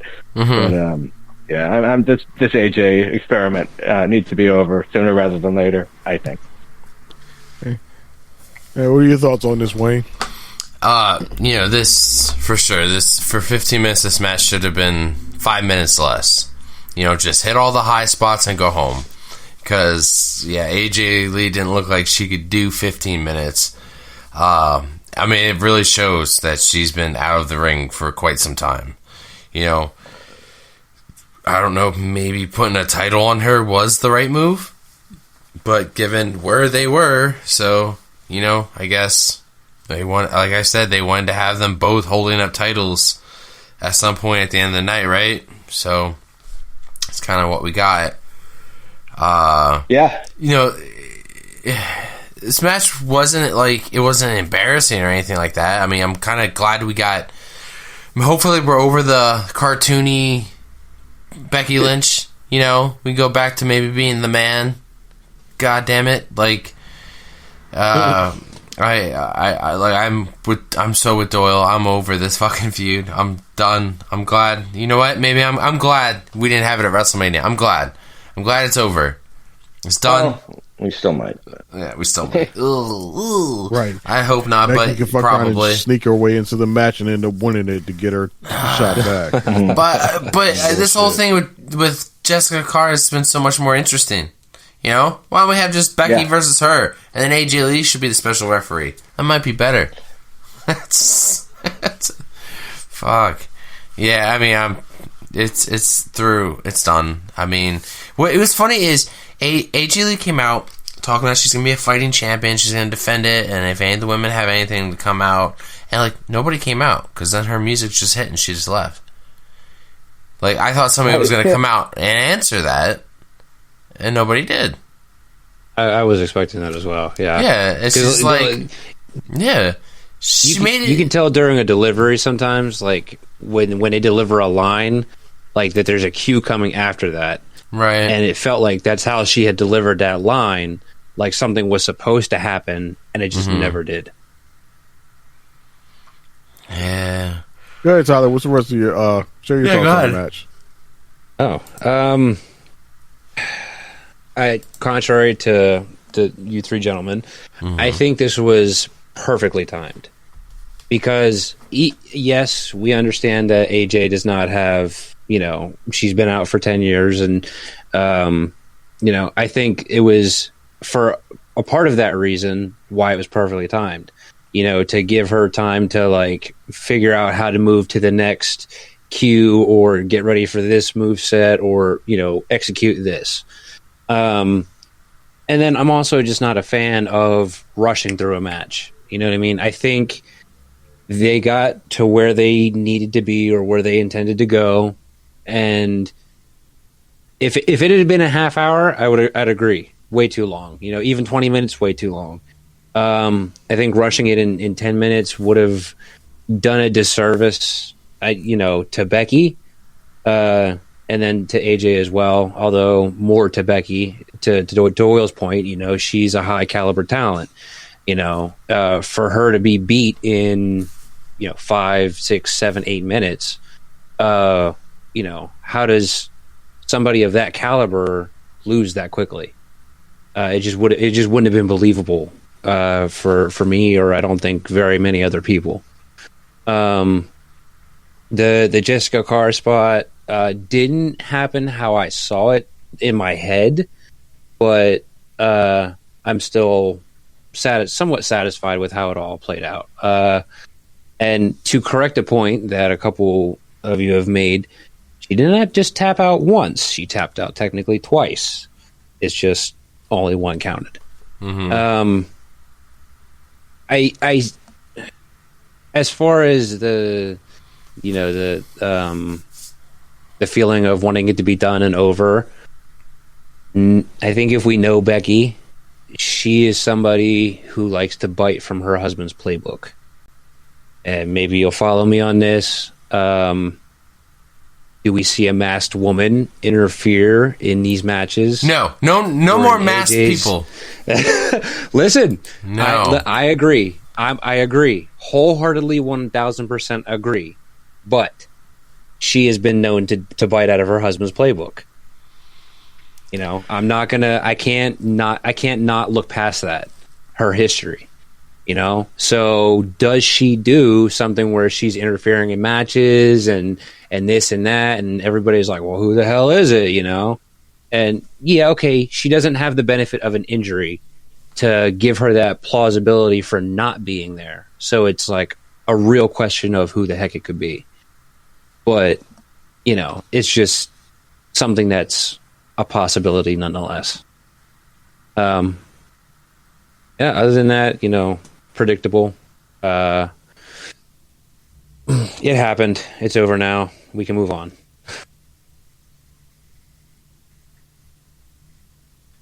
Yeah, I don't think there's much more to really add on to this match. Again, we'll see what they do with Becky if they just come up with some weird way to drag this on into WrestleMania, which I think we're all in agreement of. Hopefully not. Mm-hmm. So with that being said, let's move on to the other side, where we saw AJ Lee's husband, CM Punk, defending his World Heavyweight Championship against Finn Balor in a match that was about as predictable as could possibly be. Because again, like Doyle said earlier, we all knew Finn was not going to win the match.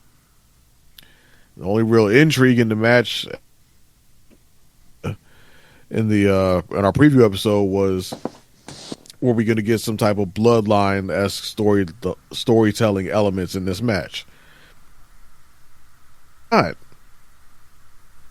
We got no storytelling elements. We got nothing really at all other than just a match. The coolest thing about this match to me was Punk's intro and them giving the homage to the 90s Bulls by playing the theme, the old 90s Bulls theme before his music hit. I thought that was a cool moment and a dope thing to do, especially in Chicago. That was cool. But once the bell rung, it was just a match. A match that Finn Balor kind of dominated throughout a lot of. But I really hated the finish of the match too.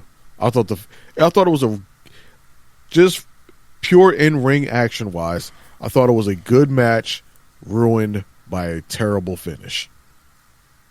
Because all the finish was after Finn Balor was kind of kicking the crap out of Punk throughout a lot of this match. Finn Balor was holding him by the arm, kicked him in the head a couple of times, then picked him up, looked at him, hit him with a GTS, and got a 3 count. Like, it was the weakest fucking finish. Like, it's almost like they booked up the whole match and then ran out of time, and they was like, dude, guys, get to the ring. Yeah, it was really sudden. Yeah. It didn't flow with everything else that had happened before it. Again, we got no Judgment Day interference at all, so there's no advancement on the storyline there. It was just, yep, match, lose, bye. Right. Didn't have any real meaning behind it, you know, because we knew it was predictable where it was going. And I guess, you know, they made the right decision by choosing a safe wrestler who just could put on a good match. And, you know, I agree, Dre. Like, at the end of that, it didn't come together as the way I thought it would. I mean, I still enjoyed it. I mean, I'm also glad that the Judgment Day didn't interfere at all. That made me happy. Waiting for it, and it never happened. yeah, but I was happy with that outcome that it didn't happen. And then, we kind of saw this week with Finn and JD McDonough not helping, Dom, and we saw the results of that, on Raw. So hopefully that's where Finn goes now, him versus Dirty Dom at WrestleMania, I'm hoping, or maybe him and JD McDonough in a triple threat. I don't know. I don't know where Finn goes from here. It's not good. Well, not Dom good. didn't lose because Finn didn't help him. Dom lost because he was cursed. But I guess we'll get to that in a minute. Yeah, Finn does theoretically have an out. Oh my god! But I will say, as far as this presumed Finn Dom feud that I guess we're heading towards going into WrestleMania, for as long as they've been teasing and dragging this shit out, they really need to put the fucking pedal to the floor on this one. Like, Finn lost his match due to no interference from Judgment Day. Dom lost his title due to Finn stopping JD McDonough from interfering after Dom requested interference. I don't want to see them drag this out for weeks on end. Again, I don't mean by dragging out like, by implying that I want them to hurry up and get to the match itself. No. Obviously, the match needs to happen at WrestleMania. But the breakup, the split, and the full-on severance between Finn and the Judgment Day, that part needs to happen quick, fast, and in a hurry, in my opinion. Like, that part I don't want to see dragged out over 2 to 3 weeks. Like, next week, to me, they should just... everything should come to a head next week. So that way we can move on to the beef and the feud and the build-up for WrestleMania. But, how do you feel about it, Tyler? Sorry, actually, I thought my mic was muted. I apologize. I agree. Mostly dominated by Finn. And towards the end, like somewhere in the middle to hopefully close to the end, it got a little too boring. Nodded out for like a minute or two. Came to just as CM Punk was hoisting the championship. And it almost, like, I understand, the Punk's bravado, and, he had to have this match happen for that reason or whatever. But, like, if you had an idea of the match going this way, did it really have to happen in the first place? Especially since, as you guys have alluded to, we already know what the end result is at WrestleMania. That's not changing, barring injury. That's not going anywhere. I think, a United States Championship defense, or if Dom was in fighting condition and healthy, IC title, that would have been perfect for that spot. I don't think we needed to have the championship CM Punk's defended at Elimination Chamber. It makes sense, and like you said, whatever happened towards the end, and Punk hoisting the championship, that I can't comment on, but just sluggish.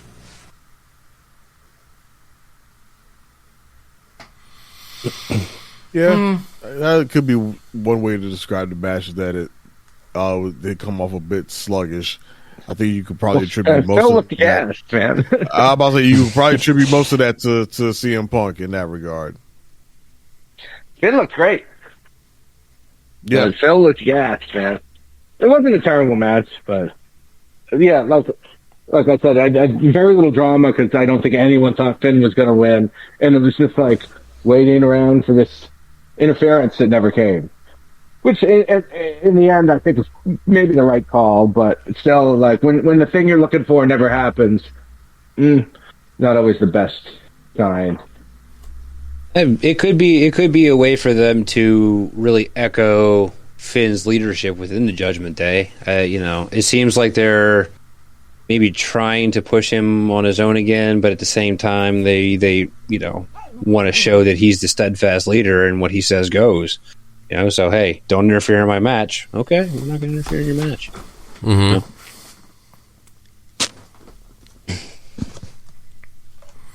We shall see. Yeah, I mean, I hope this is the return to the top of the card for Finn. It's been, a little biased, but far too long. One of my favorites. Yeah, it's been way too long. Exactly. Mm-hmm. Now, is he maybe injury prone? I don't know. We'll see. But yeah, it's fucking 10 years it's been since he had a world title. Like, that seems insane. Yeah. I don't think he's too far off from making the turn of becoming a face, leaving Judgment Day and going back to the main event. Like, I dropped Judgment Day, now I'm going to focus on the main event. I don't know. Yeah. Yep, I think he's kind of probably at that point where he's starting to enter into his appreciation phase. Mm-hmm. Yeah.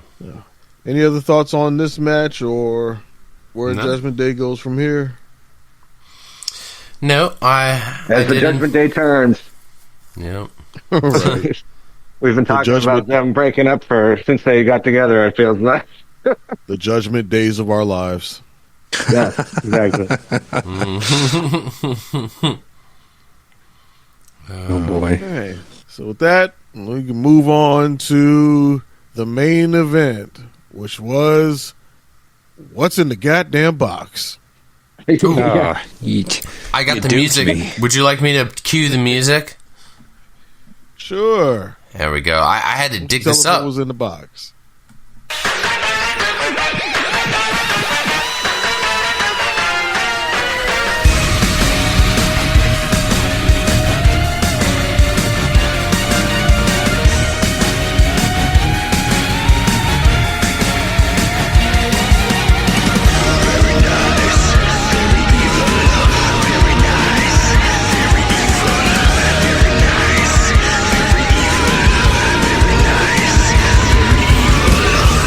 I thought for sure I was going to have Doyle use that for the show this week, but I had it queued up. No, it's March, man. It's Irish History Month. Yeah, very true. I think it's Women's History Month, actually. But yeah. Be that as it may. Not Women's History Month, but International Women's Day is during the month of March. Okay. Be that as it may. Yeah, I was fucking shocked that it was Danhausen. In fact, I think I came here on this very program and said, if it's not going to be anything, it's not going to be Danhausen. I am really shocked. It was such a son of a bitch. They actually did it. And it's been hilarious to me to watch the casuals in the IWC who had no idea who he was and were not real thrilled Saturday. By Monday, we're like, this guy's fucking awesome after that interaction with Dom and Finn. It's funny to see how quickly the tide turned on that. And he tweeted that he's already the -- selling T-shirt. I don't know if that's actually true or not, but nobody can dethrone Stone Cold. I was real surprised that because he's not going to be a major player. You know what I mean? He's going to be a goofball backstage. I think I still think AAA is really the place for him. So I was shocked that they used such a big venue to debut this character that half the audience was going to have no fucking clue who it even was. But yeah, I mean, I'm happy to see him. I have been a fan for years. I've met him a couple times. He's a great guy. I'm certainly happy for him and his success.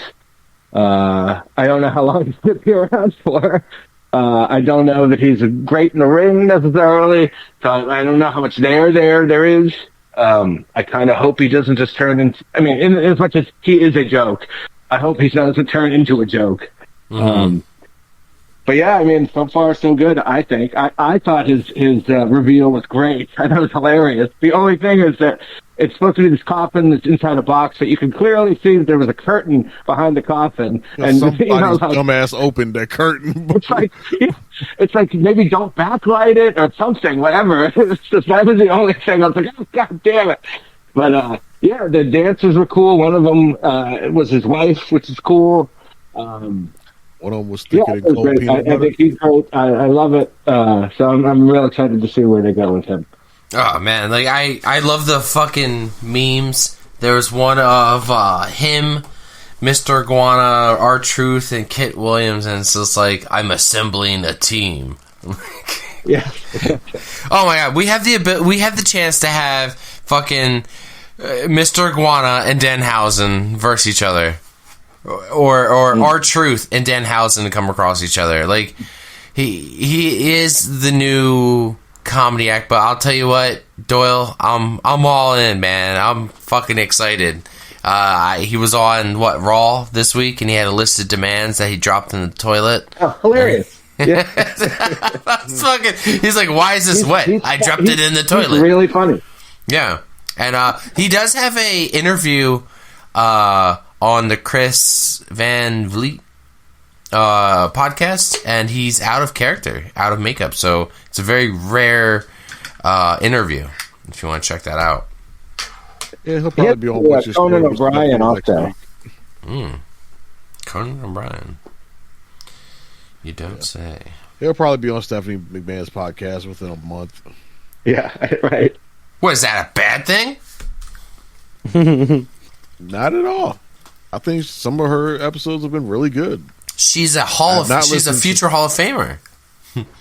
I have not listened to her. Former women's champion. That too. Oh yeah, they got to bring that up, right? You got to bring up. I hope they bring up all types of shit during her Hall of Fame. Remember when Jericho was talking about your boobies?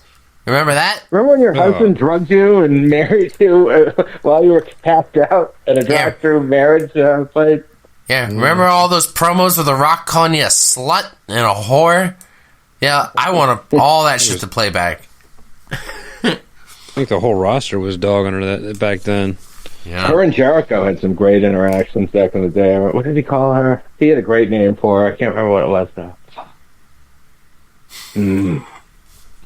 I can't remember. But Jericho had something really funny he called her, and I can't remember what it is. Yeah. Yeah. Moving on. Yeah. Like I said, the Danhausen thing, like I've heard from some people that were there that, because obviously it's been reported that, you know, it was booed or whatever his reaction or his they weren't saying boo, they were saying boo-hausen. Right. But I've heard that from some people who were there that it wasn't so much that people were booing Danhausen because they hated him or whatever.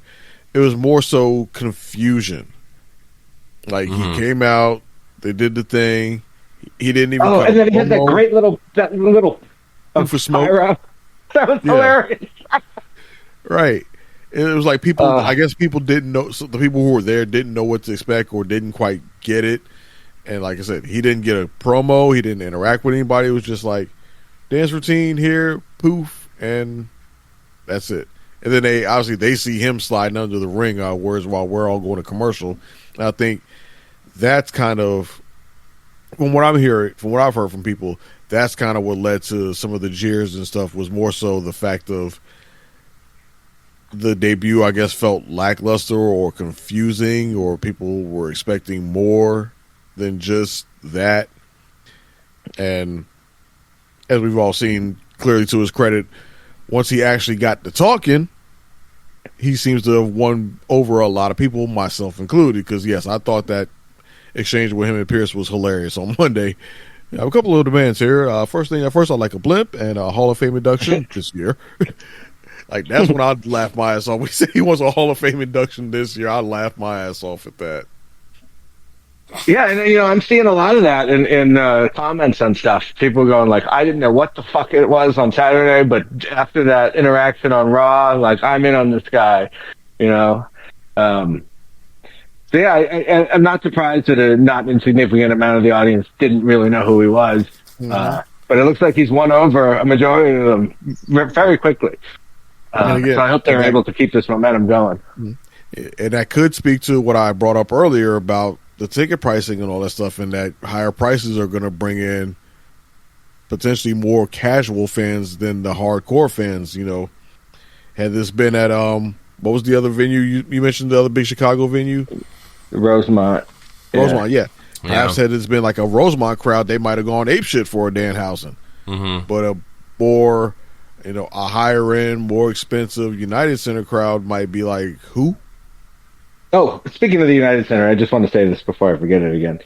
They kept saying that this was Phil's first match in the United Center in however many years, 13 years or something. He had a match in the United Center in AEW. So I love how they just pretend that they acknowledge some indies, but not AEW. I love that. Right. AEW. No, they're the arch enemy. Yeah. AEW is not canon in the But they're not WWE competition. universe.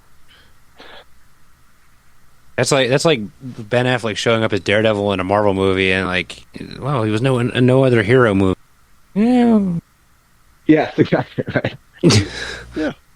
That's a good. All right. So after that,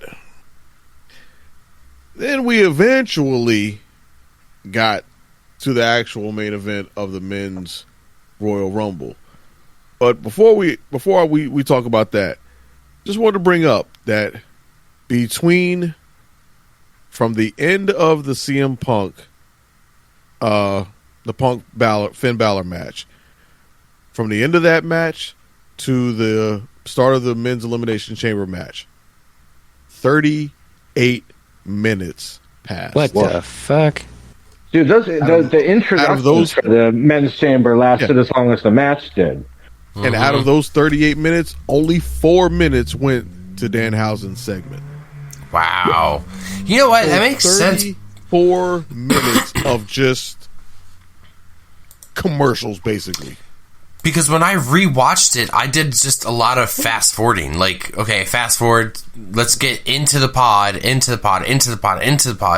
Like, holy shit, dude. I just kept fast forwarding, watched the fucking 2-minute goddamn ad, fast forward, and then start the goddamn thing. Oh, jeez.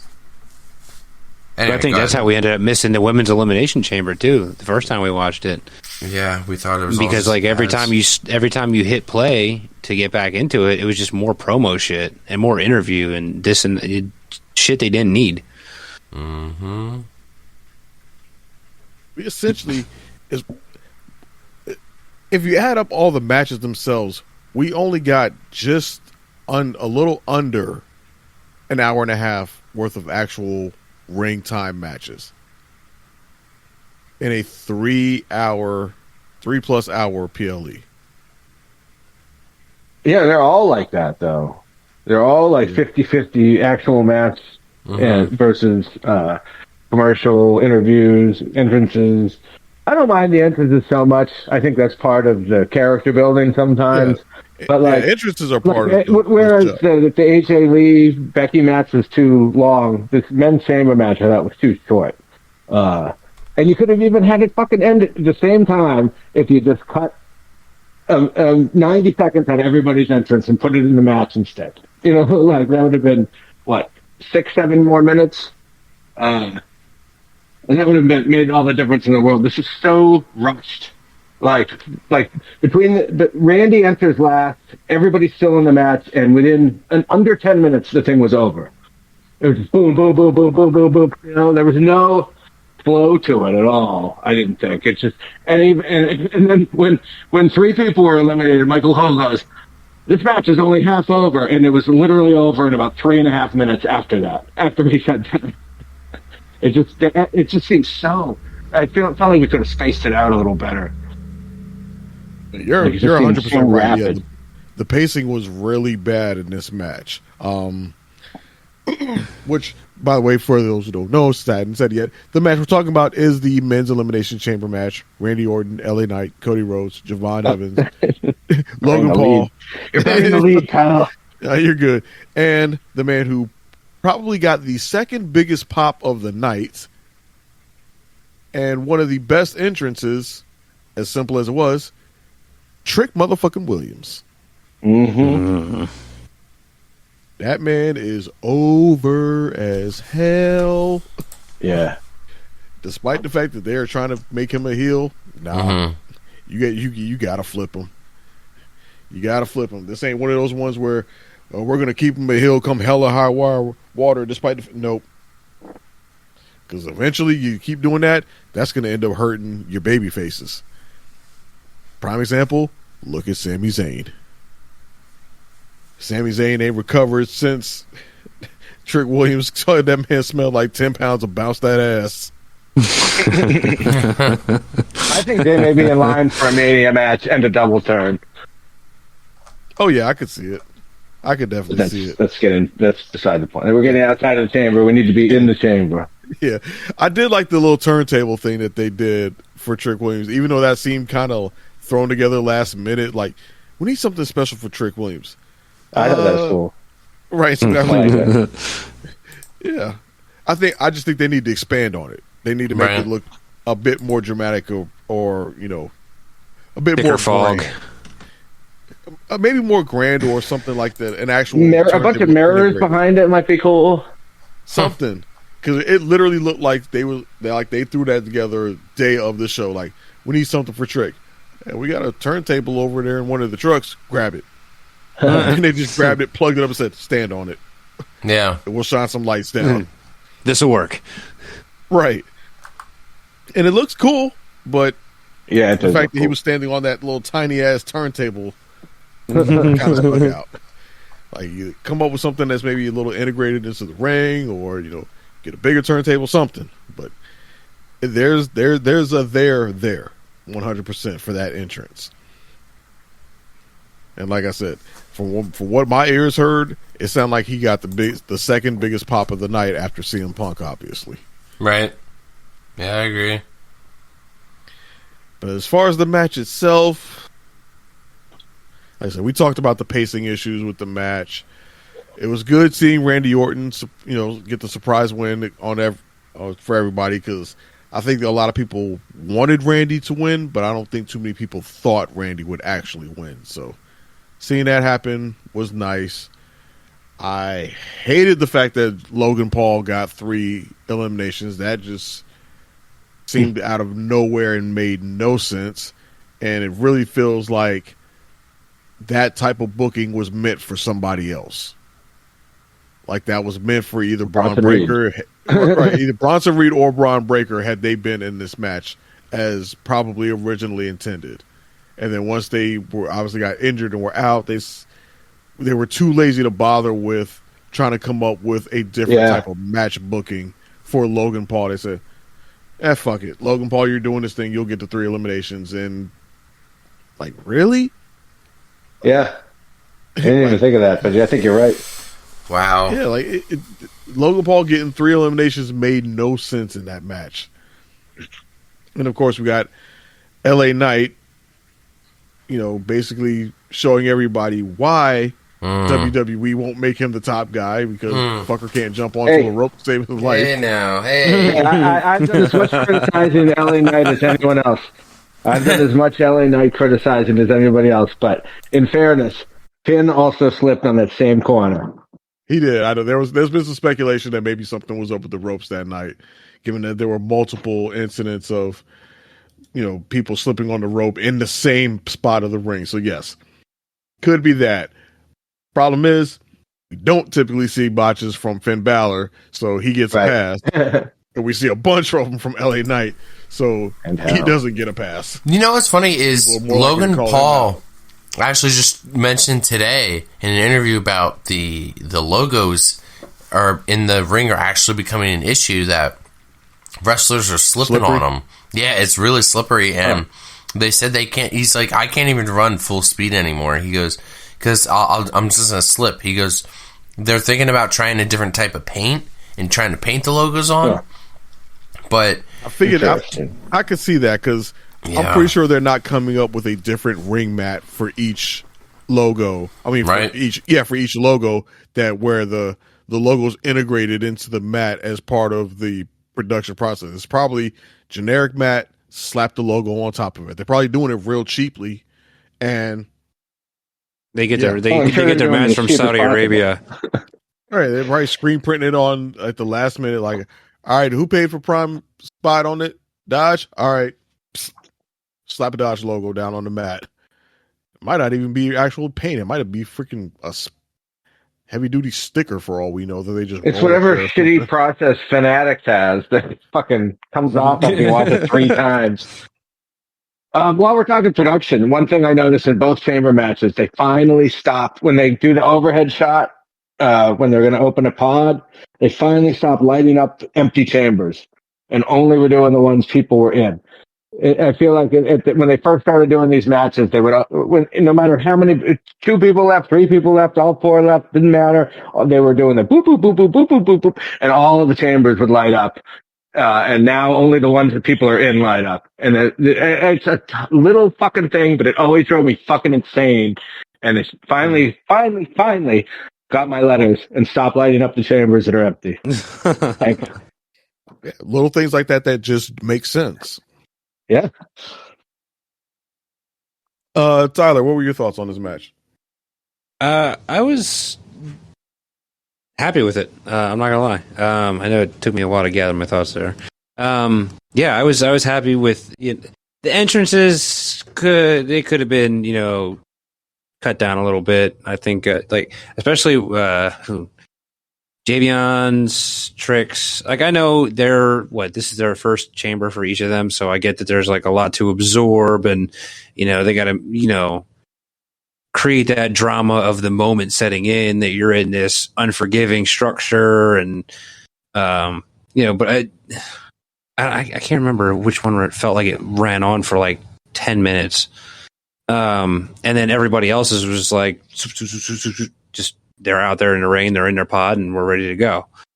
I do agree. Somebody made the sentiment about some parts of the match, some segments being tuned for somebody else in terms of like the Logan Paul.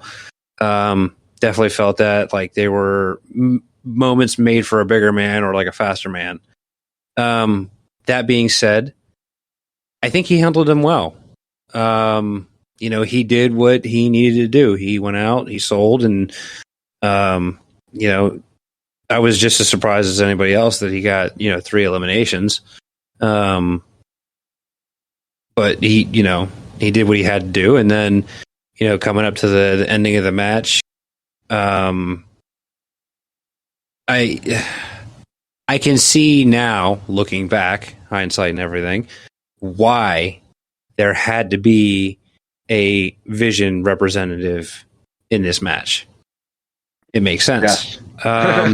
And it for a second, you can ask Wayne, because I asked him afterwards. I said, do you think the injuries are a work or are they legitimate?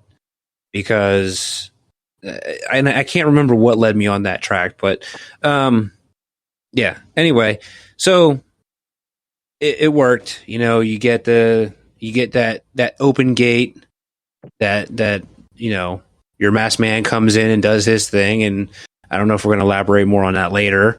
Does it all that and everything, and then Logan gets eliminated, and then you have Cody's moment, and just for all of that to play out the way it did, I was surprised, and it was seamless.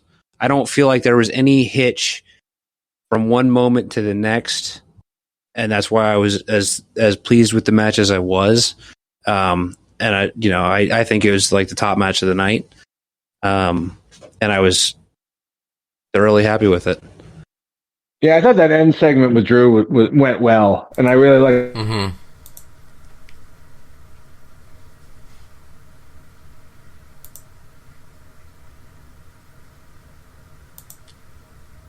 Hello? If you will. Yep. I think one of the things we all were looking forward to, and one of the things I was most disappointed by, was I expected more from Mr. Javon Evans. Like, I thought we were going to get some kind of insane, he was going to climb up to the top of the chamber and dive on everybody or something. He had that one spot maybe a frog splash or something off the top of a pod, but I thought we were going to see something like insane, you know? Epic, yeah. Yeah, and I found that a little disappointing. Now, granted, the kid's fucking, 18 years old or something? Like, he's going to be in 12 more of these. He's still wet behind the ears for a wrestler. Let's put it that way. So, I mean, if it was a situation where like we feel this kid might break his neck if we have him doing this crazy shit, good. I'm glad we didn't. And like I said, he's going to be in 10, 12, 15 more of these matches. So there's plenty of time for him to do crazy shit. But that being said, I think we're all looking forward to that, and then it didn't happen, and I was kind of let down. Yeah, I do agree that for all three of them to be up on that pod, and then for it to end with him getting what the hell's LA Knight's finisher?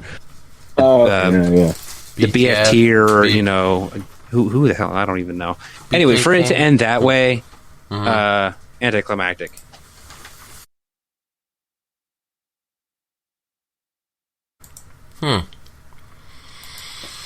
Well, the Chamber always makes me nervous, because it's right before WrestleMania. These guys can totally wreck their payday, getting injured, weeks before the biggest payday of the year. I mean, maybe that's why he didn't. Maybe they had bigger plans for him at WrestleMania. They're like, yo, dude, don't fucking hurt yourself. We got something bigger planned for you. Like, you're not even going to win this match. Don't fucking kill yourself. You have plenty of years to do that. Because like most wrestlers say, the wrestlers will tell you you have like a bump counter. Your body, you just don't know it. You don't know how many bumps your body can take. And, when you take big bumps like that, you kind of knock a bunch of them off, right? Every time I see Shane McMahon fucking fall from something, I'm like, that took a lot off of him. He's done. Another coast to coast. There goes 5 years. Yeah, there goes him being gone for a couple months. He'll come back, but yeah, dude, like you have a bump meter. Obviously, I think it looks like LA Knight's starting to reach that. Jesus Christ, dude! If you can't do it, stop trying. Just stop. Do something else. I'm sure there's something else in your arsenal you could do that I could be like, oh, that's cool. Just don't fucking do it. I mean, even Randy Orton broke out of character and was fucking laughing. If you watch it. Oh yeah. Man. There's fan video too of him. Yeah. Of Randy. And I think Trick Williams should have been the guy to eliminate 3 people, not Logan Paul. But again, Logan Paul was there to fill in for possibly Bronson Reed being that guy to eliminate 3 people. And the Masked Man, okay?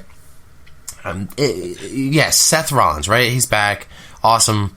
But what I didn't understand is why. Why did you get into the Chamber to attack Logan Paul? If I recall, when you left Vision, when you were attacked, he wasn't even in the fucking group. Neither was Austin Theory. So what fucking business do you have with either of these fucking two? Like, yeah, I understand you want to get to Paul Heyman, but even Paul Heyman had nothing to do with Braun Breaker turning on you. He was just as fucking surprised as you were. Like, the fuck? Really? Like, we can't just... I mean, we're already fucking... inserting people in fucking matches at WrestleMania even though they don't deserve it. Why don't we just run it back and do Seth Rollins versus Punk versus Roman Reigns, but this time for a title? Why don't we just run that back? But instead, nah, we're gonna fuck around with the Vision still, even though, okay, you got your revenge on Paul Heyman, so I expect from here on out Seth Rollins to be done with the fucking Vision until those 2 return. Unless Braun Breaker is making some sort of return in the next 7 weeks. Has Seth even returned? No, we don't even know that. Yeah, I don't even fucking know, man. He was there, but can he do anything? We don't know. No. He wasn't on Raw. Yeah. He was on Raw. Yeah, he was on Raw. But he wasn't like... he opener. Yeah, he opened his segment. He showed up on Raw and attacked Paul Heyman. Oh, put him in an ambulance. How quickly we forget. After they ripped off Sting. Well, yeah, okay, you're right. I stand corrected. But like fake masked men coming out and shit and distracting. Yeah, you know I immediately thought of the fake story. I now know. Yep.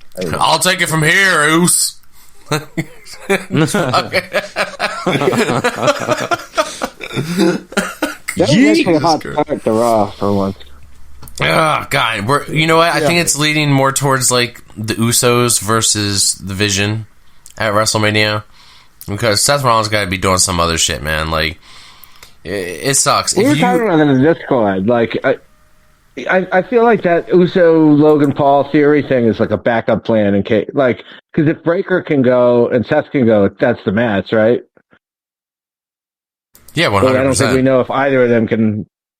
But I don't know if we know that either of them can do anything. Yeah, well, I'm rather if Seth can go but Breaker can't, shouldn't it be Seth Logan Paul or something? I think that's what I meant to say.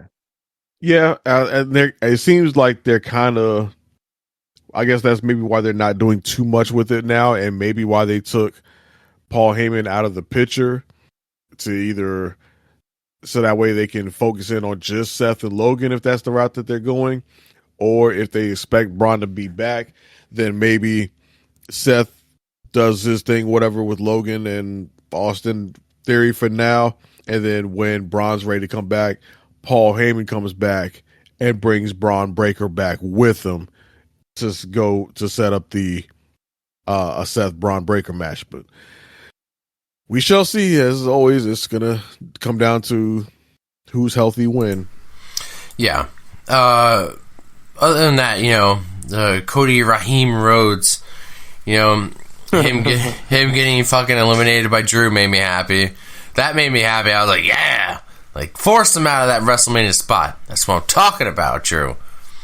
Fuck, man. But yeah, the Cody and Orton kind of, you know, teaming up right there at the end, and Randy did the most, like what I would do in any video game. We team up, and the second that guy's eliminated, I fucking press my finisher. Fucking no risk, just fucking immediately put you away. So classic legend killer Viper Randy Orton, right? And he shaved his head too, like he did back when he was, like, you know, going around punting people. Which I thought was interesting, looking like an older gimmick. But the whole Seth Rollins going after Logan Paul, I'm scratching my head like, why? Fucking why, bro? What did he do to you? I mean, I know it's Logan Paul. Everybody hates Logan Paul. Who doesn't want to curb stop Logan Paul? But, like, per storyline, what the fuck did he do to you, bro? Like, even Logan Paul was probably like, what the fuck did I do to you? Oh, my God. All right, I'm done venting about that. I can see it possibly from the point of view of, like, the Vision was meant to be people selected by Seth Rollins, who he deemed himself, you know, the Vision for the future. And if I remember correctly, like, him and Logan beefed in the past. Unless I'm mistaken and I'm remembering some other feud, didn't they have, like, issues in, like, you know, even if they were just brief, like, fleeting things, interactions, they had something in the past. So, it, like, if this is a way to, like, kind of tap back into that a little bit, because now it's not Seth and Heyman choosing the Vision for the future, it's Heyman. Because, to your credit, Heyman was just a surprise, but it didn't stop him from the very next week talking the absolute trash on Seth Rollins. It was WrestleMania. That's when Logan Paul had 39. WrestleMania match. Yeah, WrestleMania 39. Yeah. So, yeah, but that's like how long ago? You know, like, we still got beef with you from 3 years. 2023. So, anyway, go ahead. No, I mean, just that, you know, that could be that's what keeps this going, even though you have your two big players in Braun and Braun, you know, currently sidelined for the moment. To keep it going, you're still stuck in that Vision Rollins, you know, and then you get these guys coming back and everybody's at 100%, and then you carry the bigger players into WrestleMania. Well, I mean, can you shift it to Rollins versus Heyman, and Heyman comes at him with Brock, Ugh, or no. or Rollins answers the open challenge at WrestleMania or whatever. Oh, I almost thought you meant in a literal sense, like Rollins versus Heyman's. I instantly not attracted to that idea at all. I would be Rollins versus Lesnar. No, I would be interested in a Rollins in a Rollins versus Theory, because at one point in time, Theory was one of the Monday Night Messiah's disciples, and then he just I know he probably needed redevelopment or something like that. They just took him off air, and I think they did the same thing with Buddy Matthews. I think his contract was up, and then all that gullibaloo and whatnot, but. There's that history there, that makes probably, if you don't like the Logan versus Seth at WrestleMania 39, then Disciple versus Messiah, and play that out until you get your big players. Maybe. I just feel like Theory has so much potential, unrealized potential. But I don't know if there's any gravity to a Rollins Theory feud.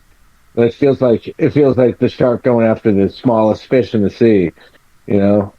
Yeah, the Vision ain't done nothing for Theory as of yet.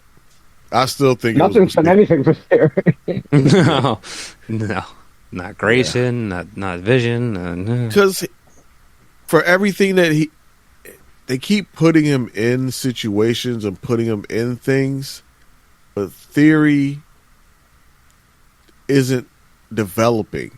He has zero character. It's just they just keep trying gimmicks, it seems like.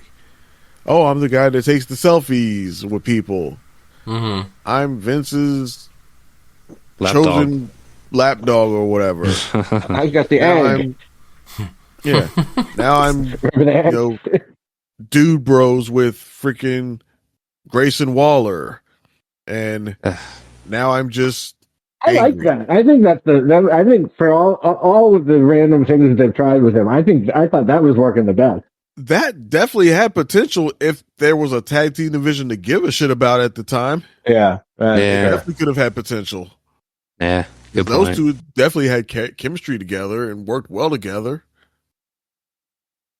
A-Town Down Under, for what it's worth, it's a name. Yeah. But they never fully committed. They didn't give them their own unique theme song. Mm-hmm. And again, they didn't give two shits about either tag team division, so that left them, sitting by the wayside. And now he shaved his hair and is just angry. He's just angry bald white guy now. Hey. I'm offended by that. I'm offended by that. I'm just saying, Austin Theory is a watchtower and a rifle away from being Remy from Higher Learning.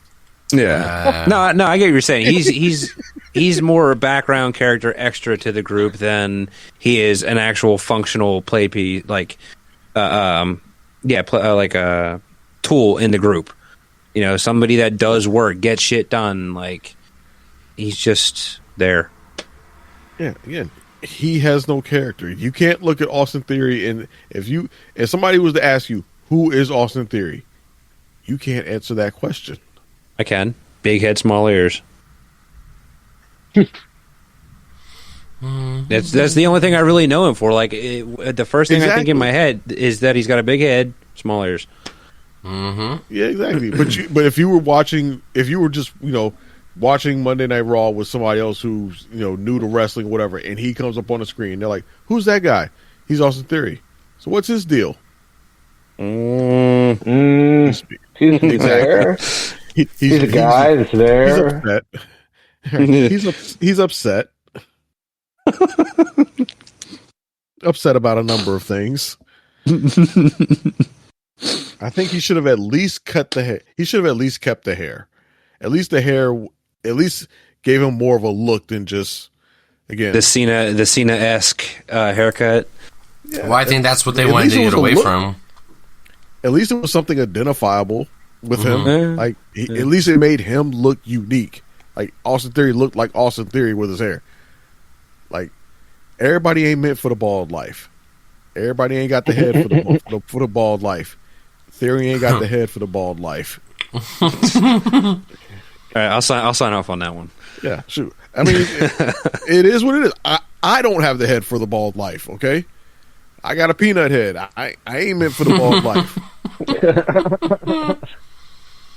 I spend way too much money on shampoo to hold on to the hair that I got because I know I ain't about that bald life. So, again, no shade. It's just reality. Yeah. Well, not everyone chooses the bald life. Sometimes the bald life chooses them. Yeah, it's true. Sometimes God hates you and he just forces a life upon you that you weren't built for. Why did you curse me? I guess I'm one of the few people on this podcast who can say I've got a full head of hair. Long, luxurious. Oh, I have a full head of hair. It's going gray, but it's there. Keep bragging about it, Wayne. Keep bragging about it. That's right. Better gray than gone.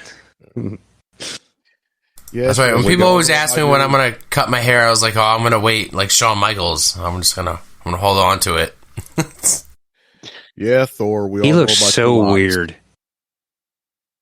Mm-hmm. Shawn Michaels. Oh yeah. Oh yeah. Out of like I don't weird. I don't feel like there's such like a disconnect for some reason with Triple H from long hair to bald as there is with Shawn Michaels from long hair to short hair. Well, because Triple H he made a transition. He eased his way into it. He had long hair, then he went shortcut, then he went bald. Mm-hmm. So did he do shortcut? Yeah, he did do shortcut with the Authority.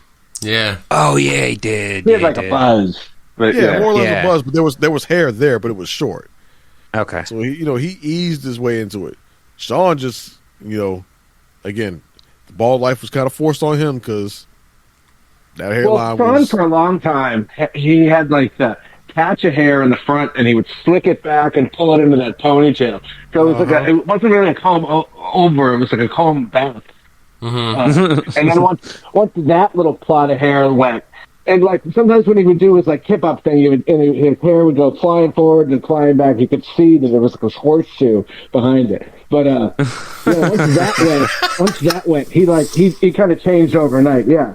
Like he had to take it to the crib quick, fast, in a hurry. Yeah. He was sitting in the trailer like, oh shit, you can really see it now. Yep. And he's got that lazy eye too, so he looks even weirder. Lazy eye don't help either. He went from like looking like a rock star to looking like a guy that works at a gas station like overnight. Right. Wow. The legend. Not wrong. Like you look at pictures of Shawn from the 90s, it doesn't even look like the same person. Mm-hmm. No. Yeah. Age has not been kind to him. But I found God. Like you can imagine like his high school classmates and shit looking at him like, God damn, you fell off. What happened? And he's probably got more money than most of them. Oh yeah, man. He's looked at as the guy who fell off. What the hell? Oh. Man, I guess we'll never get Shawn Michaels on this podcast now. Nope, that's a done deal. You guys heckled me for a half an hour. Yeah, he knows it. He's got a good sense of humor. If anything makes him say no, it might be my comment about God hates you and that's why you're bald. Oh but man! I entered WrestleMania as one of his angels, one of his warriors. Oh God! Oh God, that. Yeah. Well, we got several weeks till WrestleMania. I will probably come back, for some news. Maybe it'll just be like one or two of us together, just to fill the void, fill the time. Yeah, for sure. Does anybody? Yeah, I'm about to say. Well, we obviously with WrestleMania, we have some matches that are set. We know we got CM Punk versus Roman Reigns. That one's set. We've got Stephanie Vaquera versus Liv Morgan set. Rhea Ripley versus Jade Cargill set. Mm-hmm. Randy Orton versus somebody or somebody's set. So we got four. We got our top four. I guess presumably our top four, and Brock Lesnar versus somebody. TBD. Yeah. Yeah. What other? Yeah. You mentioned it. I guess in the Discord office, we can obviously talk about it over time, but let's just go ahead and initially speculate on some matches that we think we might get going forward. You got any ideas, Doyle? I do. Okay.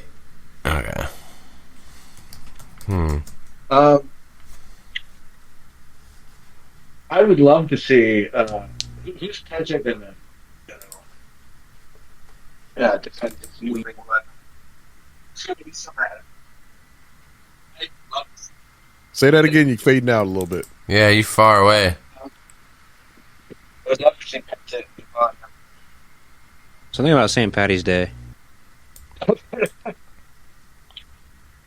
Yeah, I'll say all I heard was St. Patrick's Day and Javon Evans. Sorry, my earbuds were dying on me. I would love to see Penta and Javon Evans. I think that would be just for a fun match. I don't think it would be a great feud or anything like that. I just think a match would rule, and it would be awesome on record. That could be interesting. I guess no one else concurs. No, I was saying for the IC title, I could see that being interesting. I mean, obviously, two baby faces going at it would be kind of hard unless it was just like a number one contenders again bracket tournament. It's a just match cut or whatever. Yeah. Javon Evans would have to win some type of 4-way match on Raw to get the slot. Yeah, I'm not suggesting they have a big feud or anything, but I think it would be fun just because match. Who's Gunther going to face? Oh God, that is the question, right? I want to see it. If it's up to this, obviously the rumor is that we're going to get Gunther versus Rey Mysterio. Yeah, do it. I hope they don't go with that because unless they're going to retire Rey, it doesn't do anything for. And nobody, but I don't think anybody wants to see Rey retired by Gunther. No, everybody wants. We know what Rey's last match should be. It should be Rey versus Dom. Yup. That should be his last match. If it were me, I would have Gunther facing Brock Lesnar at WrestleMania. That seems ideal. It'd be hard to pull it off now, considering that Brock Lesnar's the one who's initiated the open challenge. But I would have had Gunther talking shit about being a career killer, bragging about that, getting hella heat, and then have Brock Lesnar's music hit, interrupting his promo. And I would have had Brock Lesnar come out there and challenge Gunther. And be like, okay, you out here, you're all about killing careers and all that. Mm-hmm. Why don't you try killing my career at WrestleMania? Dre, with that said, I'd be down for that. Yeah. I was kind of thinking this. I was asking Tyler today about it. What moments in life would you not want to hear Brock Lesnar's music hit? Think about things you do in your daily life, and something happens, and then Brock Lesnar's music hits. Let's say, I don't know, you're gonna go pick up your. That involves me not being fully clothed. You're like about to go pick up your prom date, right? She goes, oh, you have to meet my dad. Your dad.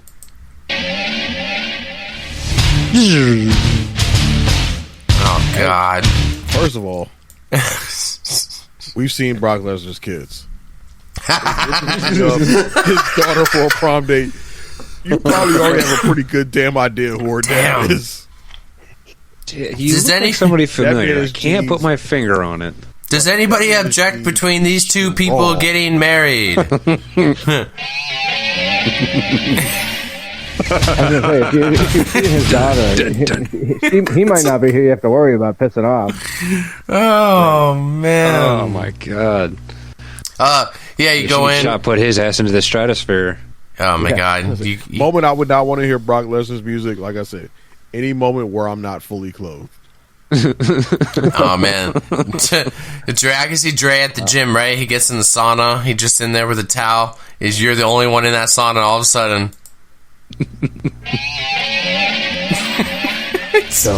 Don't. it's like, oh god, I know a moment where it could come in hand. What? You're on the toilet. You got a difficult poop. You know what I mean? You're trying to get that thing out, and it won't come out. You hear that music one time. No. You know what's even worse? You know what's even worse, Dre? Or not Dre, Tyler? You're in the bathroom at Wawa. You're in the bathroom at Wawa, right? You're taking a shit, and then somebody knocks on the door, and you're like, occupied, and then you hear...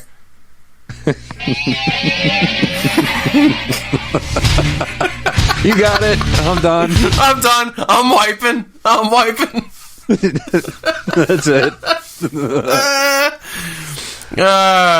Doyle, you're at the doctor's. Jesus. You know, you're finally at that age. You gotta get your colon checked. You know, the doctor will see you. Well, I am a vet, and my doctor has very small hands. This guy doesn't. Oh, speaking of hands, I do want to back a little to the men's elimination chamber. Oh, okay. That's how I was able to identify right away that it was Seth Rollins.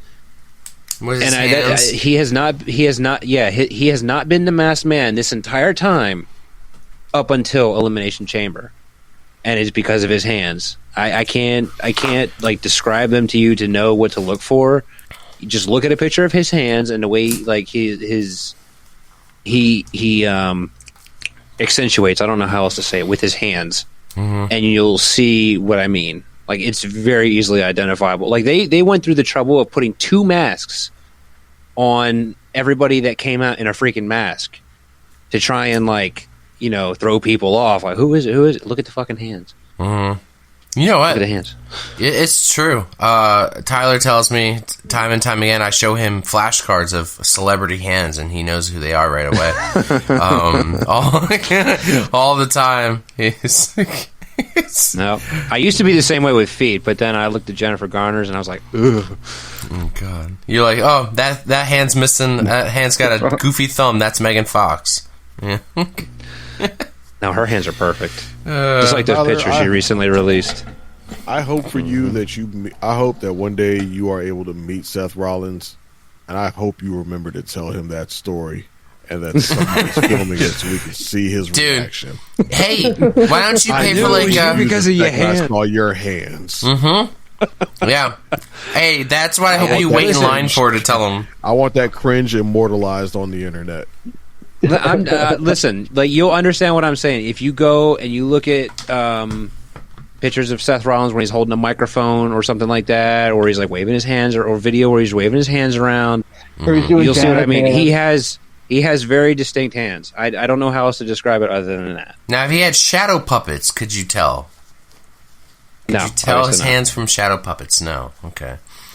All right. Yeah. If he's so in the future, we need not only more masks, but we need gloves, because people like Tyler can figure it out.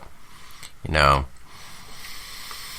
Do you guys got anything else you want to add to this fucking podcast? We need tube socks also. Tube socks. Well, and I say that because one of the times the masked man came out, he had ankle socks on, and you could see there was a white guy.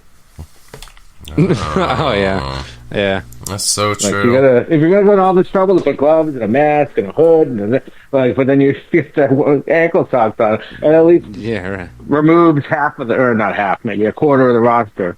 You know? Right. Good point. Yeah. Oh shit. Do you guys want to add anything else before we wrap up and get the hell out of here? No? Okay. I don't think so. No? We'll probably, I don't know. I'll be free next week. We'll probably get together, do another episode, talk about how the results of SmackDown.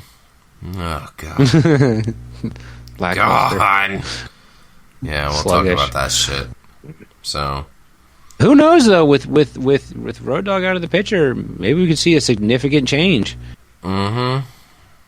Maybe. Gee, man, I sure hope so. So, all right. Of course, we pray for the same thing at work, too. Yeah, let's get the hell out of here. We don't know as of yet who's been promoted to lead writer on SmackDown.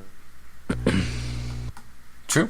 Maybe they haven't found anybody. Maybe while Paul Heyman is quote unquote out, maybe he'll be doing it until they find a permanent lead writer. Who knows? All right, let's get the hell out of here. And on my way out, I got something for you, Cody. So you get nothing. You lose. Good day, sir. You are the world's dumbest son of a bitch.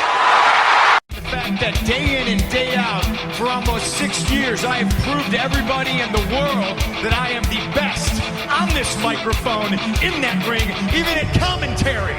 Nobody can touch me. You are not ready for Oscar! Because the Street Profits are up and we want the smoke! You're next! Talk about your songs, talk about John 3:16. Austin 3:16 says I just whipped your ass. Well, let me tell you something, brother.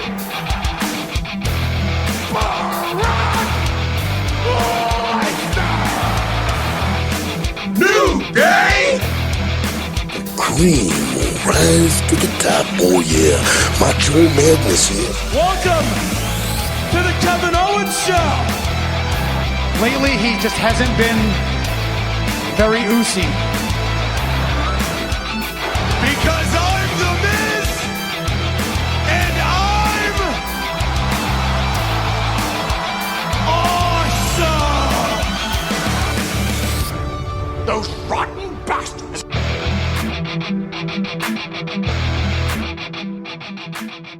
Bye-bye, bitch.